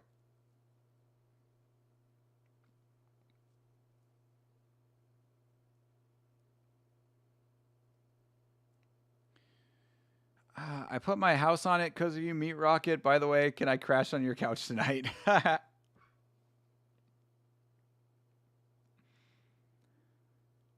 Did it for laughs when Thinker and Co were ignoring us during their stream. What? I can't ignore anybody, man. I try not to. Well, gentlemen, it's been a pleasure. I got to hit the hay. Stay safe and awesome. Peace. Beeb. Appreciate you, Beeb. Appreciate you always, brother. See you tomorrow. Awesome, bro. Thank you. Yes, we have the podcast tomorrow night. Appreciate you all being there, of course.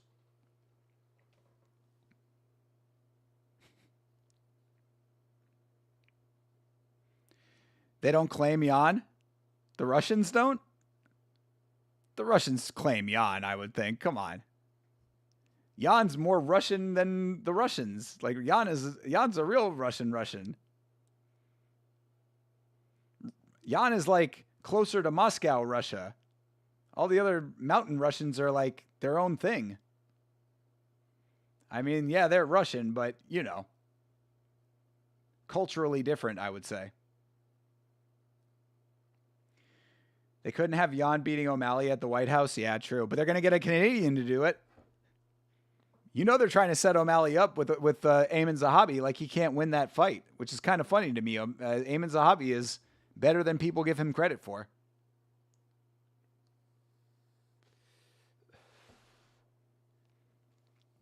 At the same, Piotr versus Merab 3 sounds more exciting than Piotr fighting O'Malley. Yeah, but I don't know if Merab necessarily deserves an immediate rematch after getting thoroughly trounced. What I always say about immediate rematches is that they really are only deserved if the champion loses the belt and it was a close fight. Merab got trounced.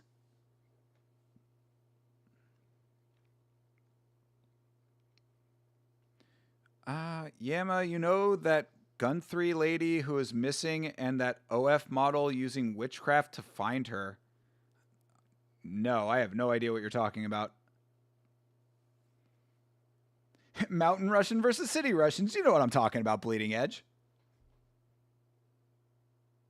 Again, it's a cultural thing. Russia is a huge country.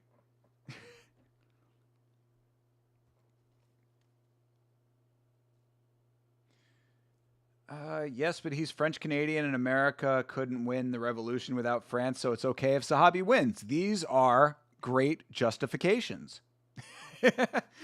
This is sound logic. This is a sound way to justify when Ayman Zahabi beats Sean O'Malley. What colored...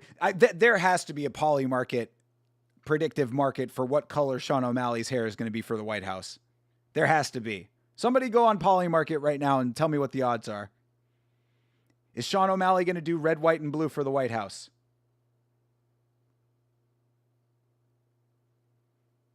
I mean, he's got to, right?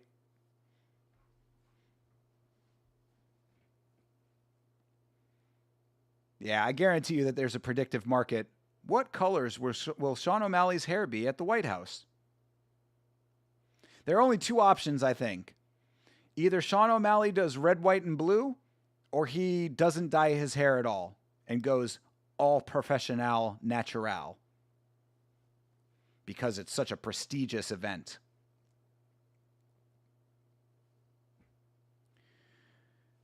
Piotr Jan is a menace and hilarious because remember when he was recording a random crackhead and calling him Aljo?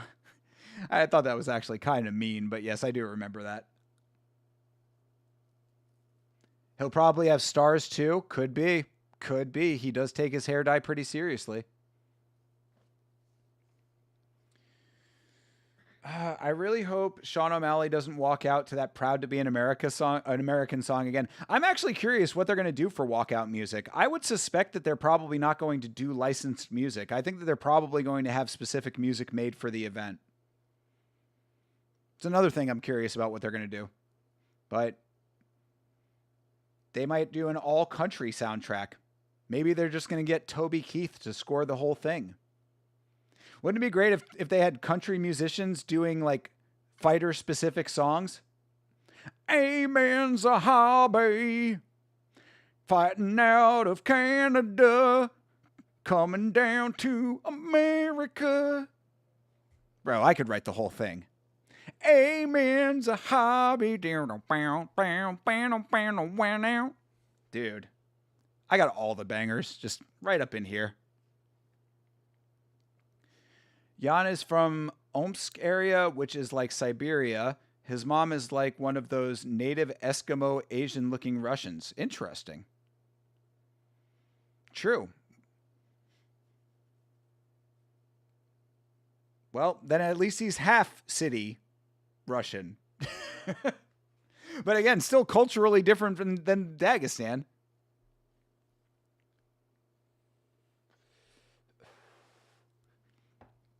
Watch all the American fighters walk out to some patriotic song. I'm going to cringe so hard. Yes, get ready to cringe if that's the case. All right, I believe we're in round 5 of this title fight that has been somewhat underwhelming, I have to say.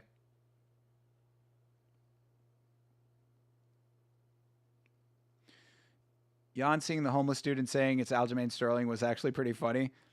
I mean, you know, it wasn't like the worst thing that you could do, but like, oh, we're in round 4, my bad. But I still thought it was a little mean. I'm not a big fan of utilizing the homeless as props.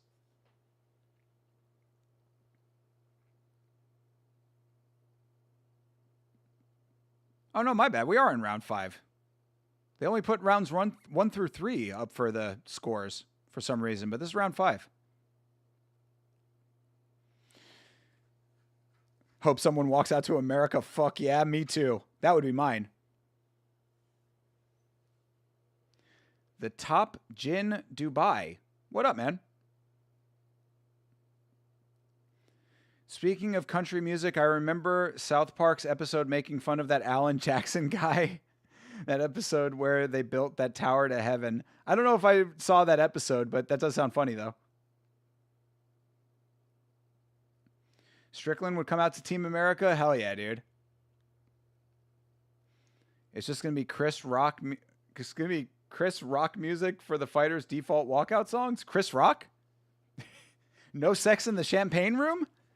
That would be some crazy walkout song for the White House card. No sex in the champagne room.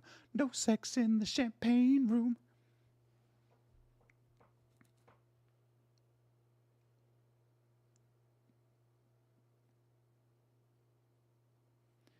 We type shit and wait to see the first we break the YouTube screen to get the chat stream on screen, then hope Thinker will read. We're all addicted to you, buddy. You are the center of our MMA community. Oh, Didgeridoo Dave. Well, thank you, brother. I appreciate the sentiment. I appreciate you all being here. Glad that we can do this. Glad we can be watching some Muay Thai, even if this title fight is slightly underwhelming. I like Strickland's walkout to when Johnny comes walking home. Yeah, the ants go marching one by one song. Yeah, that's a fine walkout song. It's definitely unique to him, so I'm okay with that. Zahabi might do the same thing to O'Malley that he did to Aldo. Yeah, that's what I'm saying. I think that Eamon Zahabi has a good chance in that fight.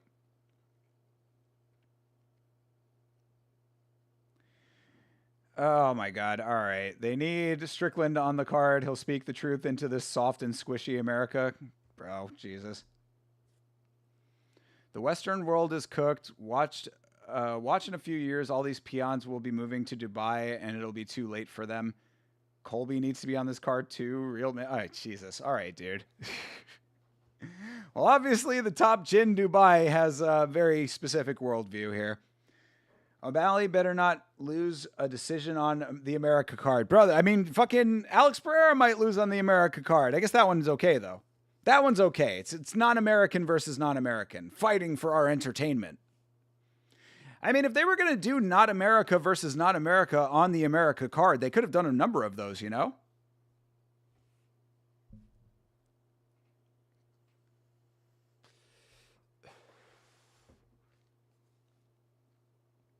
Like, we could have had all kinds of not America versus not America.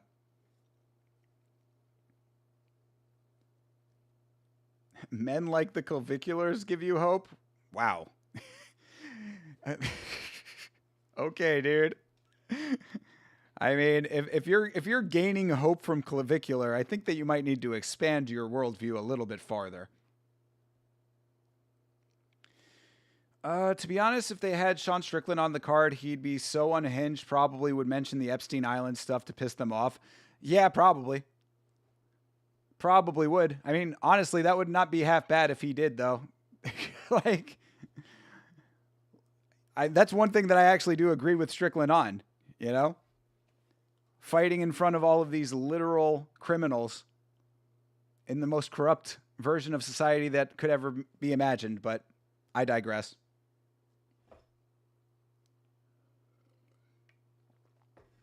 There's not enough America on the card, on the America 250 card?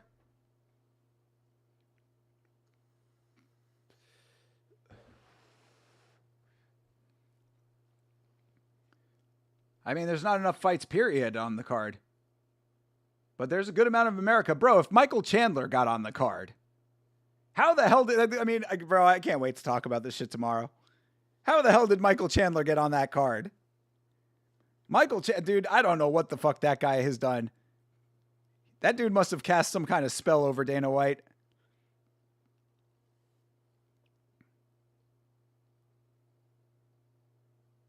That fight was freaking sick. This one that we just watched. Yeah, that was possibly the weakest fight on this card so far. I mean, yeah, Sanchan got a pretty gnarly gash over his eye, but it was just a lot of clinching. Michael Chandler is the GOAT. Patty Pimblett didn't think so.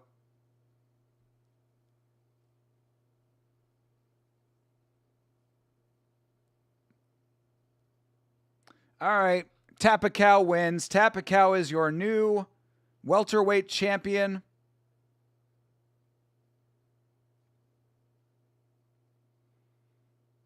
Tapacao. For sure not championship Muay Thai. Yeah, I was like that. Just way, way too much clinching and not even really all that active work in the clinch. Watch Chandler getting slimed out by Hoofy and he'll do a fake retirement just to call out Conor McGregor. You think he's going to have to fake a retirement? He's going to drop the gloves. He's going to drop the gloves and be like, "I'm retiring from not calling out Conor."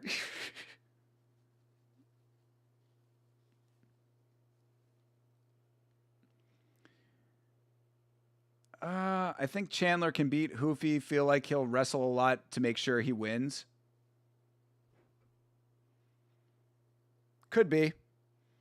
Yeah, we'll also have to see how much dirtball shit he pulls off. Could you imagine just going through the White House card and just fouling your way through it? Just being the exact Michael Chandler that he always is. He starts fish hooking Hoofy. Bro's going to be in there eye gouging Mauricio Hoofy on the White House card. He is going to eye gouge Mauricio Hoofy on the lawn of the White House.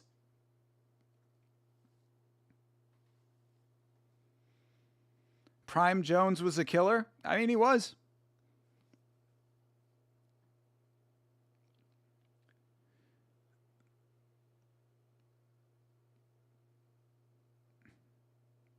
Was getting bored, so was looking to fire you up, buddy. What that's another alt account for you, didgeridoo Dave? Yeah, I'm not taking the bait.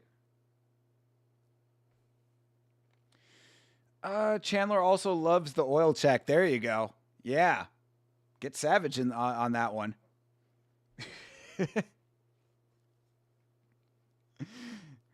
I mean, could you imagine a legitimate oil check on the White House lawn?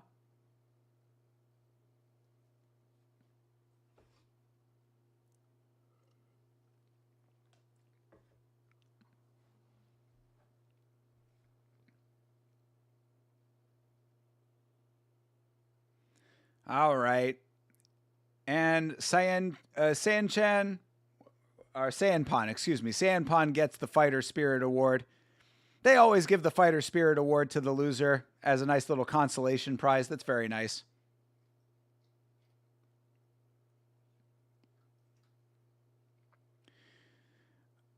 He was a killer until he arguably lost against Reyes and went on a split decision win against one-legged Santos. Yo, these are the biggest facts. Absolutely. Yeah. If only the judges had got those fights correct, bro. For real. Santos, I don't think actually won that fight, but Reyes definitely won that fight.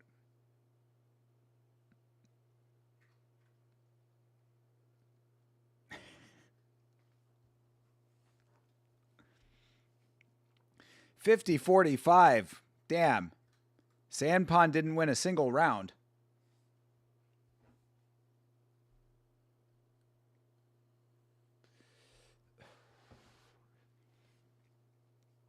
You love Roger Jackson Stadium? Me too. It's my favorite place to watch fights. Just keep Psycho Stu out of there. Haven't gotten an update on Psycho Stu in a while. I wonder how old Stort is doing. Hope he's all healed up at this point. Hopefully he has a new set of teeth. Raja was the embodiment of manly testosterone.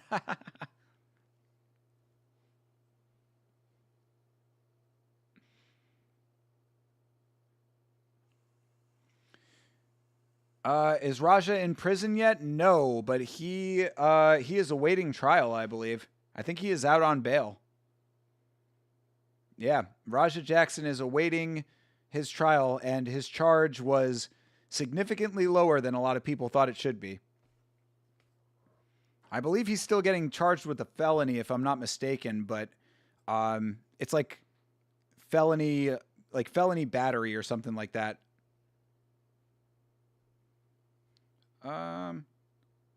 What was Raja Jackson's charge?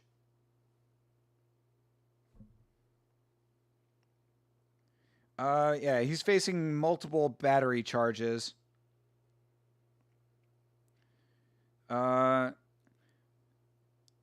count felony battery that caused serious bodily injury and one count of misdemeanor battery.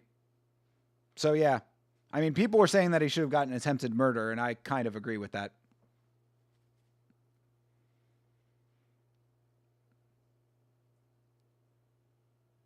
He's back on streaming as of last week. He already started streaming again? Really? I did hear that that Kick allowed him back on. That's wild. We need real men like Trump.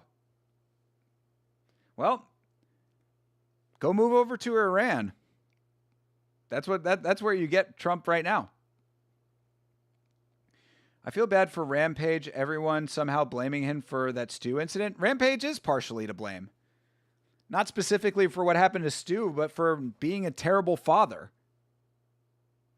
And being a fucking asshole himself. Rampage is not a good person. Like, I don't know, how much you know about Rampage overall. But, like, he was always really bad to Raja throughout his life. I did a whole stream about all of this. Like, yeah, Rampage is I mean, he's not to blame for the incident, but he is to blame for the life that Raja lived leading up to the incident.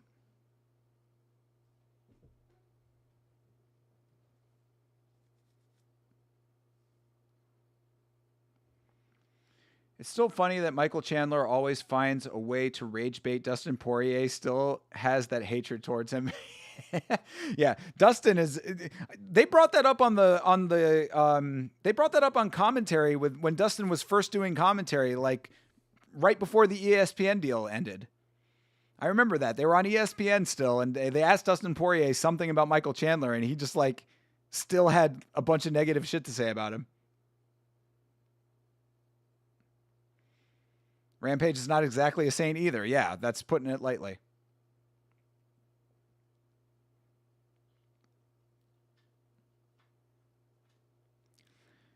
I guarantee Raja won't get any serious charges to stick. I mean, we'll see. It would be ridiculous if none of those charges stick. I mean, bro, come on, dude. There's no way. There is no way that he does not at least get some kind of legitimate sentencing off of that. Off of what he pulled. They can't let that slide.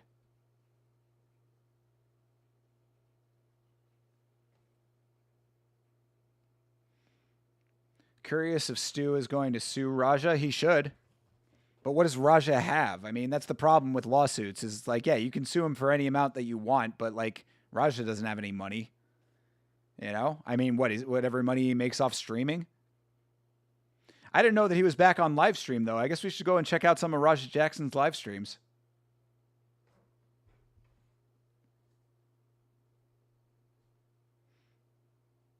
Raja Jackson kick.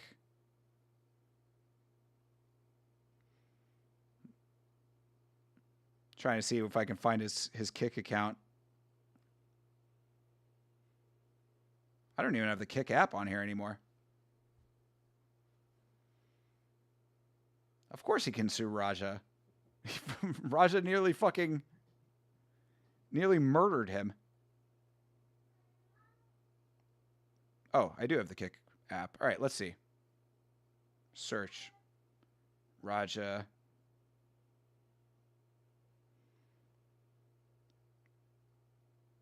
Oh, yeah. Raja Plus.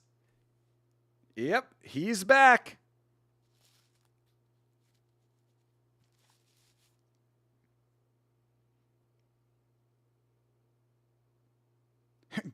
God first. God first is what it says in his about section. God first. Yeah, where was God when Psycho Stu was getting his ass beat? Let's see. But yeah. He is back. Raja is back. He has clips from 6 months ago. How does he have clips from 6 months ago? Are these... Oh, they just reinstated the same account. Huh. All right. Well, I guess we'll have to keep an eye out for Raja Jackson.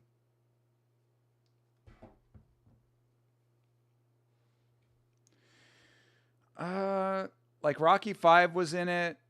Like Rocky 5 was it when the promoter said, "Touch me and I'll see." Then Rocky liver punches him and says, "Sue me for what?" Oh, touch me and I'll sue. Yeah.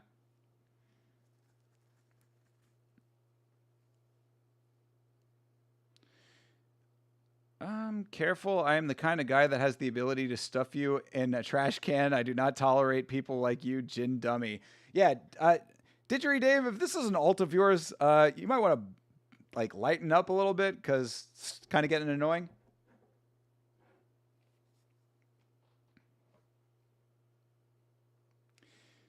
If Moneybird can sue people for literally nothing, Stu can sue him. Yeah, no, absolutely. Yeah, well, that's in America. You can sue people for anything.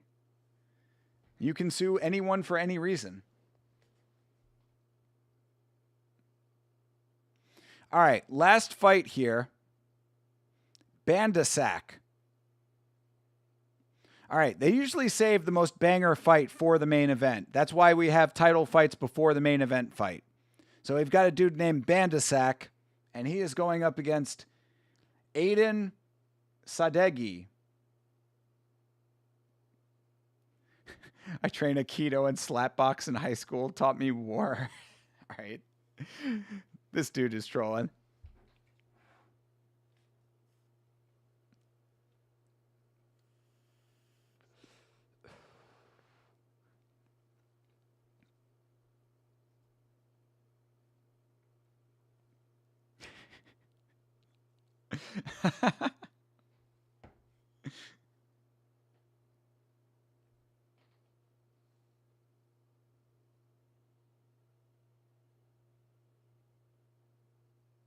There's my ring girl. There she is. All right. The main event is underway. Bandasack. Bandasack versus Aiden. Surprised they usually save the title fight for... Yeah, that's what I was saying earlier. It's for whatever reason, RWS does... They have the title fights and then a main event fight or two. We've seen more than one fight after a title fight before.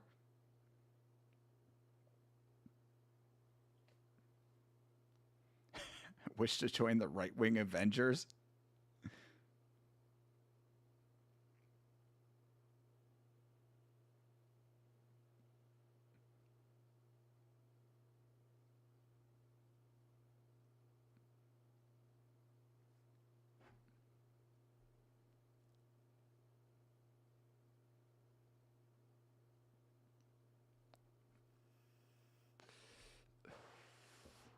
Oh, Aiden just missed a spinning elbow. Aiden getting a little cocky, but Bandisack just walking him down.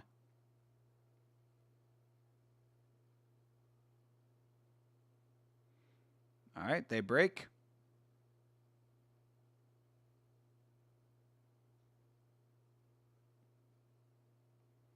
Inside leg kick. Nice pop jab from Aiden.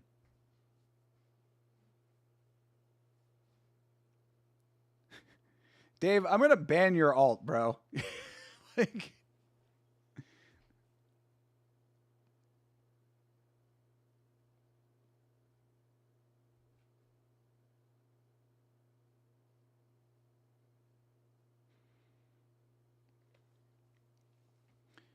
ooh, nice knee.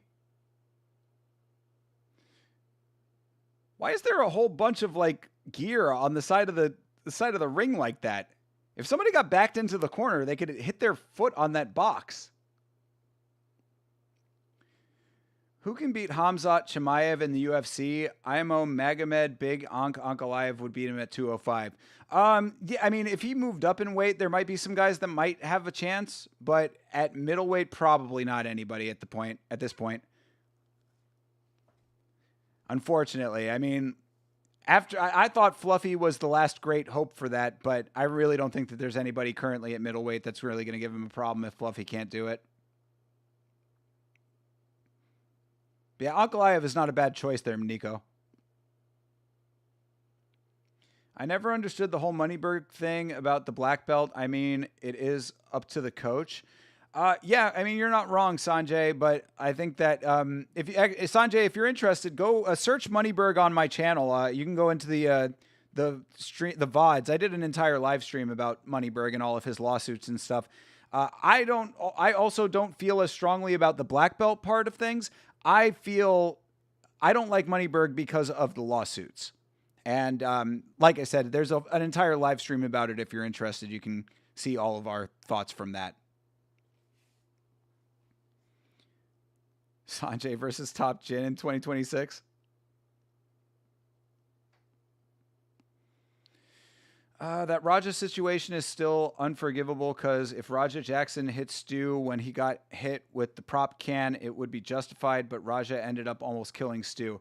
I mean, justified, I guess you could say it would have been more justified. I mean, Stu was not in the right for doing that, but you can kind of at least see that he thought that it was it was a work. It was pro wrestling. It was supposed to be fake.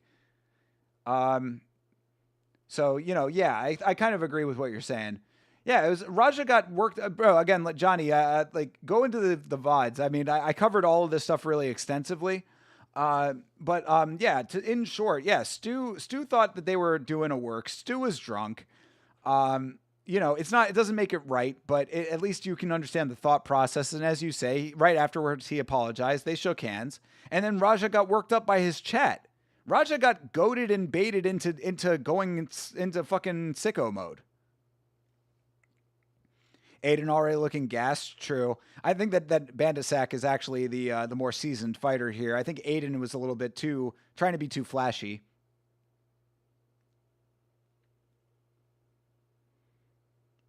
You'll check it out when I sign off. I appreciate it, brother. Yeah, again, and I'm not even really trying to promote all of these other things on the channel. I appreciate that you would consume the content, but if you are interested in the full thoughts of everything, I go into a lot of detail on those. All right, round 2 and another sighting of my little ring girl cutie.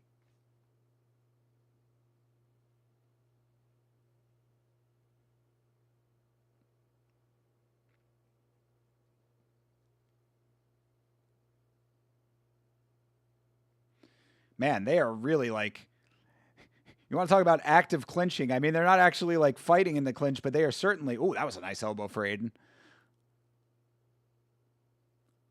Yeah, they are like going really wild in the clinch. They're like dragging each other all over the place.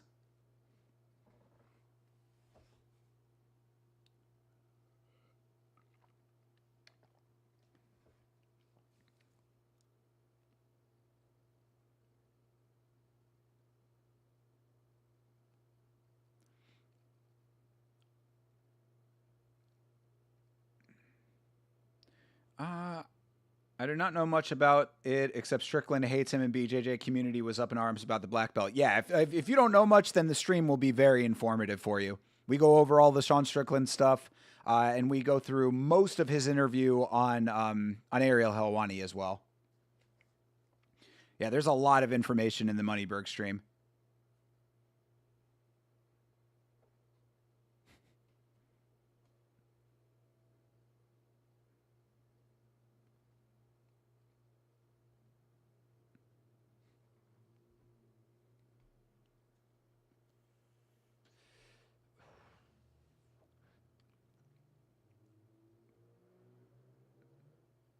Oh, yo, Aiden showboating right now. Aiden feeling himself. Wish they were fighting in the rope wraps. I mean, we can watch Thai Fight again. I would give Thai Fight another chance because I did think that the Thai Fight card was good. I just hope that if we watch Thai Fight again, that it's not going to be fucking the same stream problems we had. Because like I really liked I liked Thai Fight, and I thought that the rope wraps were cool.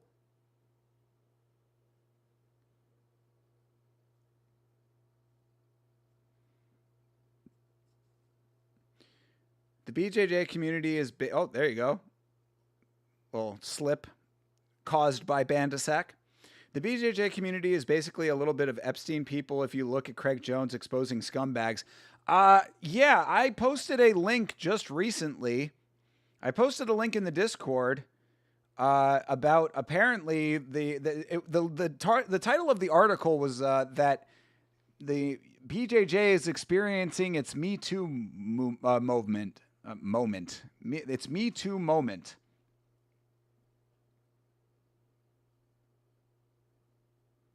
Yeah, smart move, Sanjay. Considering that it's just Didgeridoo Dave having fun right now for some reason. Didgeridoo Dave was getting bored, apparently.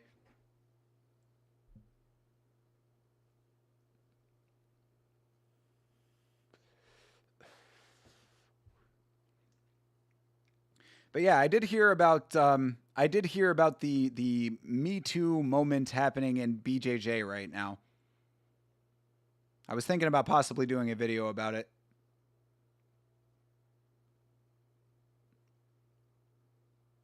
We need to bow to the status shrine.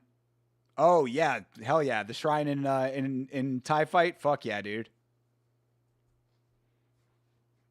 Bow to the shrine. Bow to the shrine. We found out that is them bowing to the king, and I found out that that Thailand is a constitutional monarchy, which I did not know until that card. So, telling you, man, I learn new things all the time on the stream.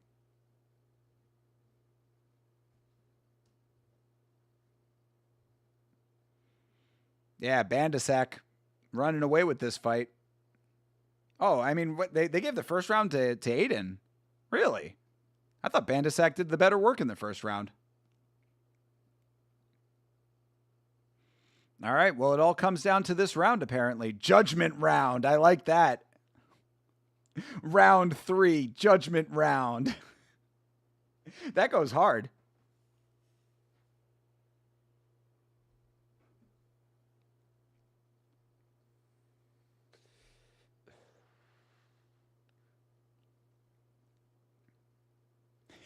Round 3, judgment round.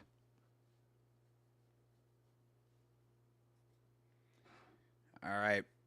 We'll find out who wins this thing, and we will wrap this thing up.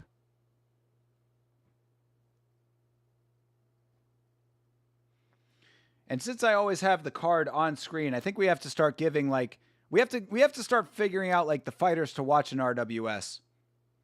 If we're going to watch it as much as we do, we need to start paying attention. We do know about our girl Marie. Marie Bunton.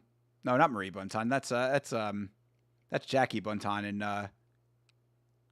in one. What was Marie's last name again? Ooh. Spinning elbow gets missed by Aiden. Ooh. Good connections. This is the judgment round. Yeah, Aiden is on the run.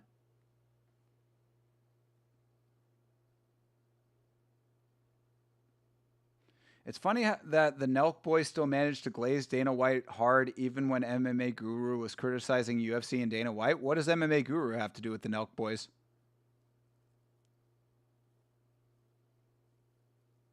How many fights? No, this is the last fight, brother.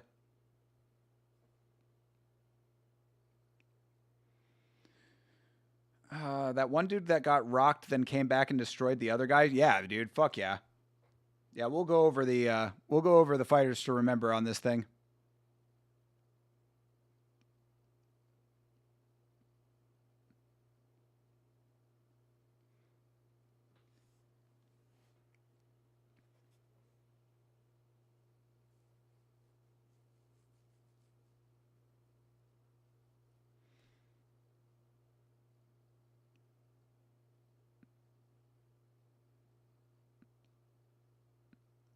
All right. I mean, I don't know, man. Bandasak had Aiden on the run for a little bit, but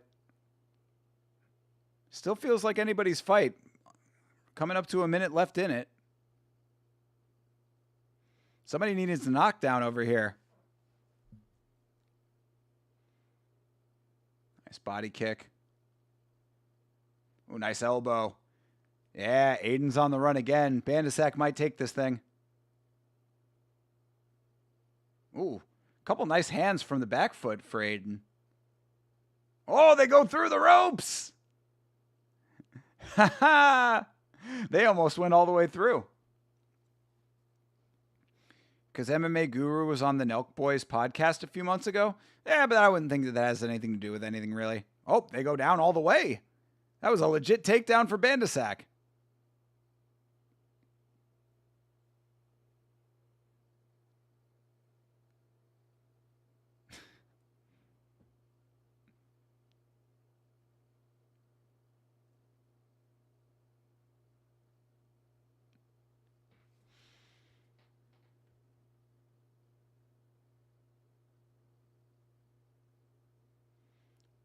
Ooh, nice counter.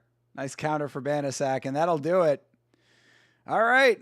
Interesting to see how the judges are going to look at that, but I think Bandasak took that fight.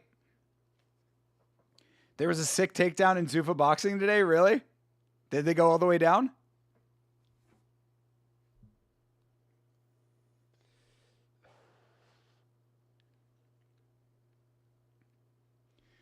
But yeah, Johnny, I don't think that Guru being on their podcast would have anything to do with them like not glazing Dana White. Like, you know, if I had a fighter on like my show and then I had a fighter that they don't like on my show, then I don't think that it would be like, you know, I can't talk to either of them again kind of thing.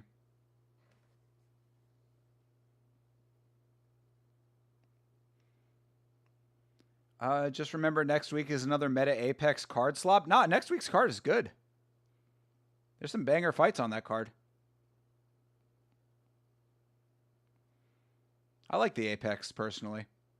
I want to go watch a fight at the Apex now that they expanded the seating. I'm trying to get Apex tickets. If I'm out in Vegas at any time in the future, I'm definitely trying to go out to the Apex. It was a full double leg takedown? What? How did they handle it? Like, how did the referee handle it? Was there a point deduction for it?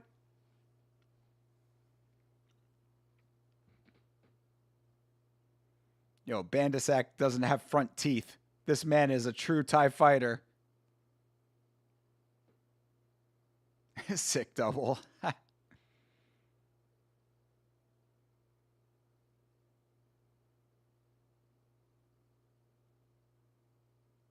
Hey! Bandasack did it. Shout out to Bandasack. 29-28. Closer fight than anticipated. How are you going to have both your front teeth missing and lose a fucking Muay Thai fight? Never going to happen. Bandasack is the Mandasack. All right. Go Bandasack.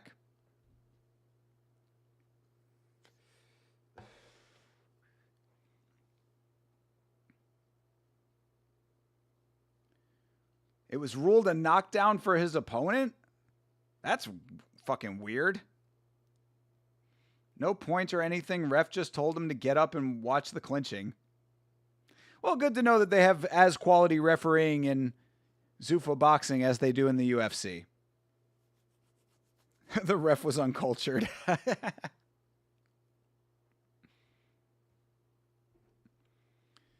right. Next time we watch RWS, we're going to have another title fight. Feels like we have a title fight every card. Pretty good. What's your opinion on Shavkat? Unfortunately, sad, bad luck. Yeah, that's my opinion. That is certainly my opinion. I think that Shavkat is quickly becoming one of the big what ifs of the sport, sadly. You know? I was really high on Shavkat. I always thought that Shavkat really had potential to be like one of those dudes that was the boogeyman. Granted, he didn't necessarily look like that against Ian Gary, but he did win the fight. And then he had this like spat of really bad luck. I mean, not only him, but his family too. You know, I mean, his wife and child were in a car accident. That's really devastating. Apparently, they're both okay, but still, you know, that's obviously terrible. And then, yeah, I mean, he's injured multiple times. I mean, we just found out that he got injured. He re-injured the same injury. It's like he's becoming a big what if. I mean, the longer that you are away from the sport, the quicker that you are forgotten about, you know?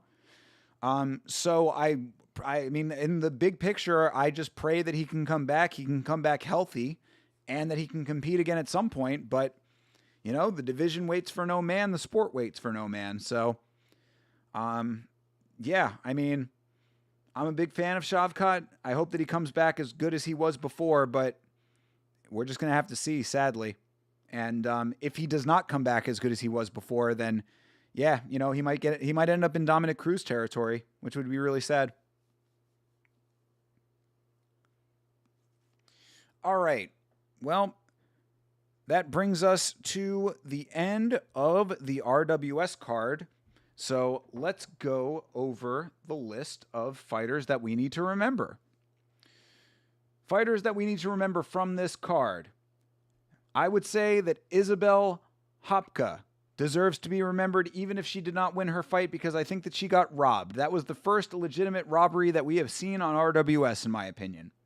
So I would say, remember the cutie patootie from Como, Italy, Isabel Hopka. Second up, and probably the most important person to remember on this card, Tim Slapback. Tim Slapback. Tim Slapback is the man. That was the greatest fighter on this card, hands down. Tim Slapback is the man. That is the dude who absolutely needs to be remembered. We need to remember Saenchai. He did not fight on this card. But we can certainly remember him. Next up to be remembered, we can give a little brief shout out to Ardashir Shaffi, Ardashir Shaffi, who is from Central Florida. So he won his fight. We'll remember him. Next up, Elijah, the 15-year-old Hinsman. He got a finish.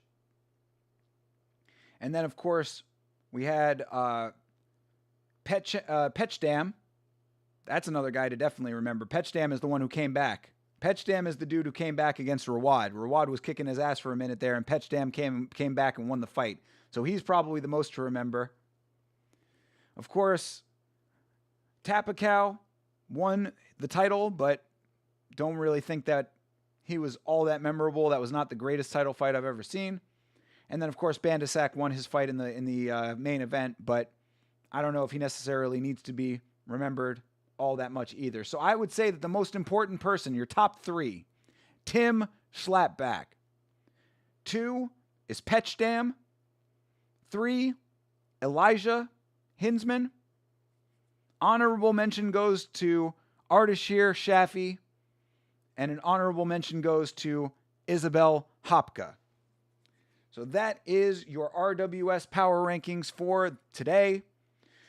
And that is going to bring us to the end of this stream, guys. It is 1:35 local time, so I've got to get some sleep. I have a very, very important, busy week this week. This is going to be a tough one for content and stuff like that, but I'm going to try to do as much as I can.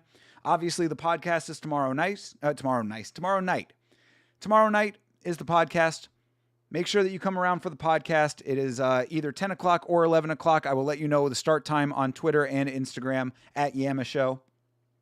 But last week's fights, we're going to be going over each and every fight from UFC 326. We will be going down the whole list of the White House card to break that down in detail, and we will be giving our predictions for next week as well, or this upcoming Saturday. So make sure that you're there tomorrow night. We'll see about content for the rest of the week. I will keep you posted on that. MMA on Film is coming back at some point soon. Keep your eyes open for that as well. Thank you all very much for hanging out with me for RWS. I appreciate you guys. You are the best. Have a great rest of your night, a great rest of your upcoming week or your weekend, however you look at it. Either way, fight on.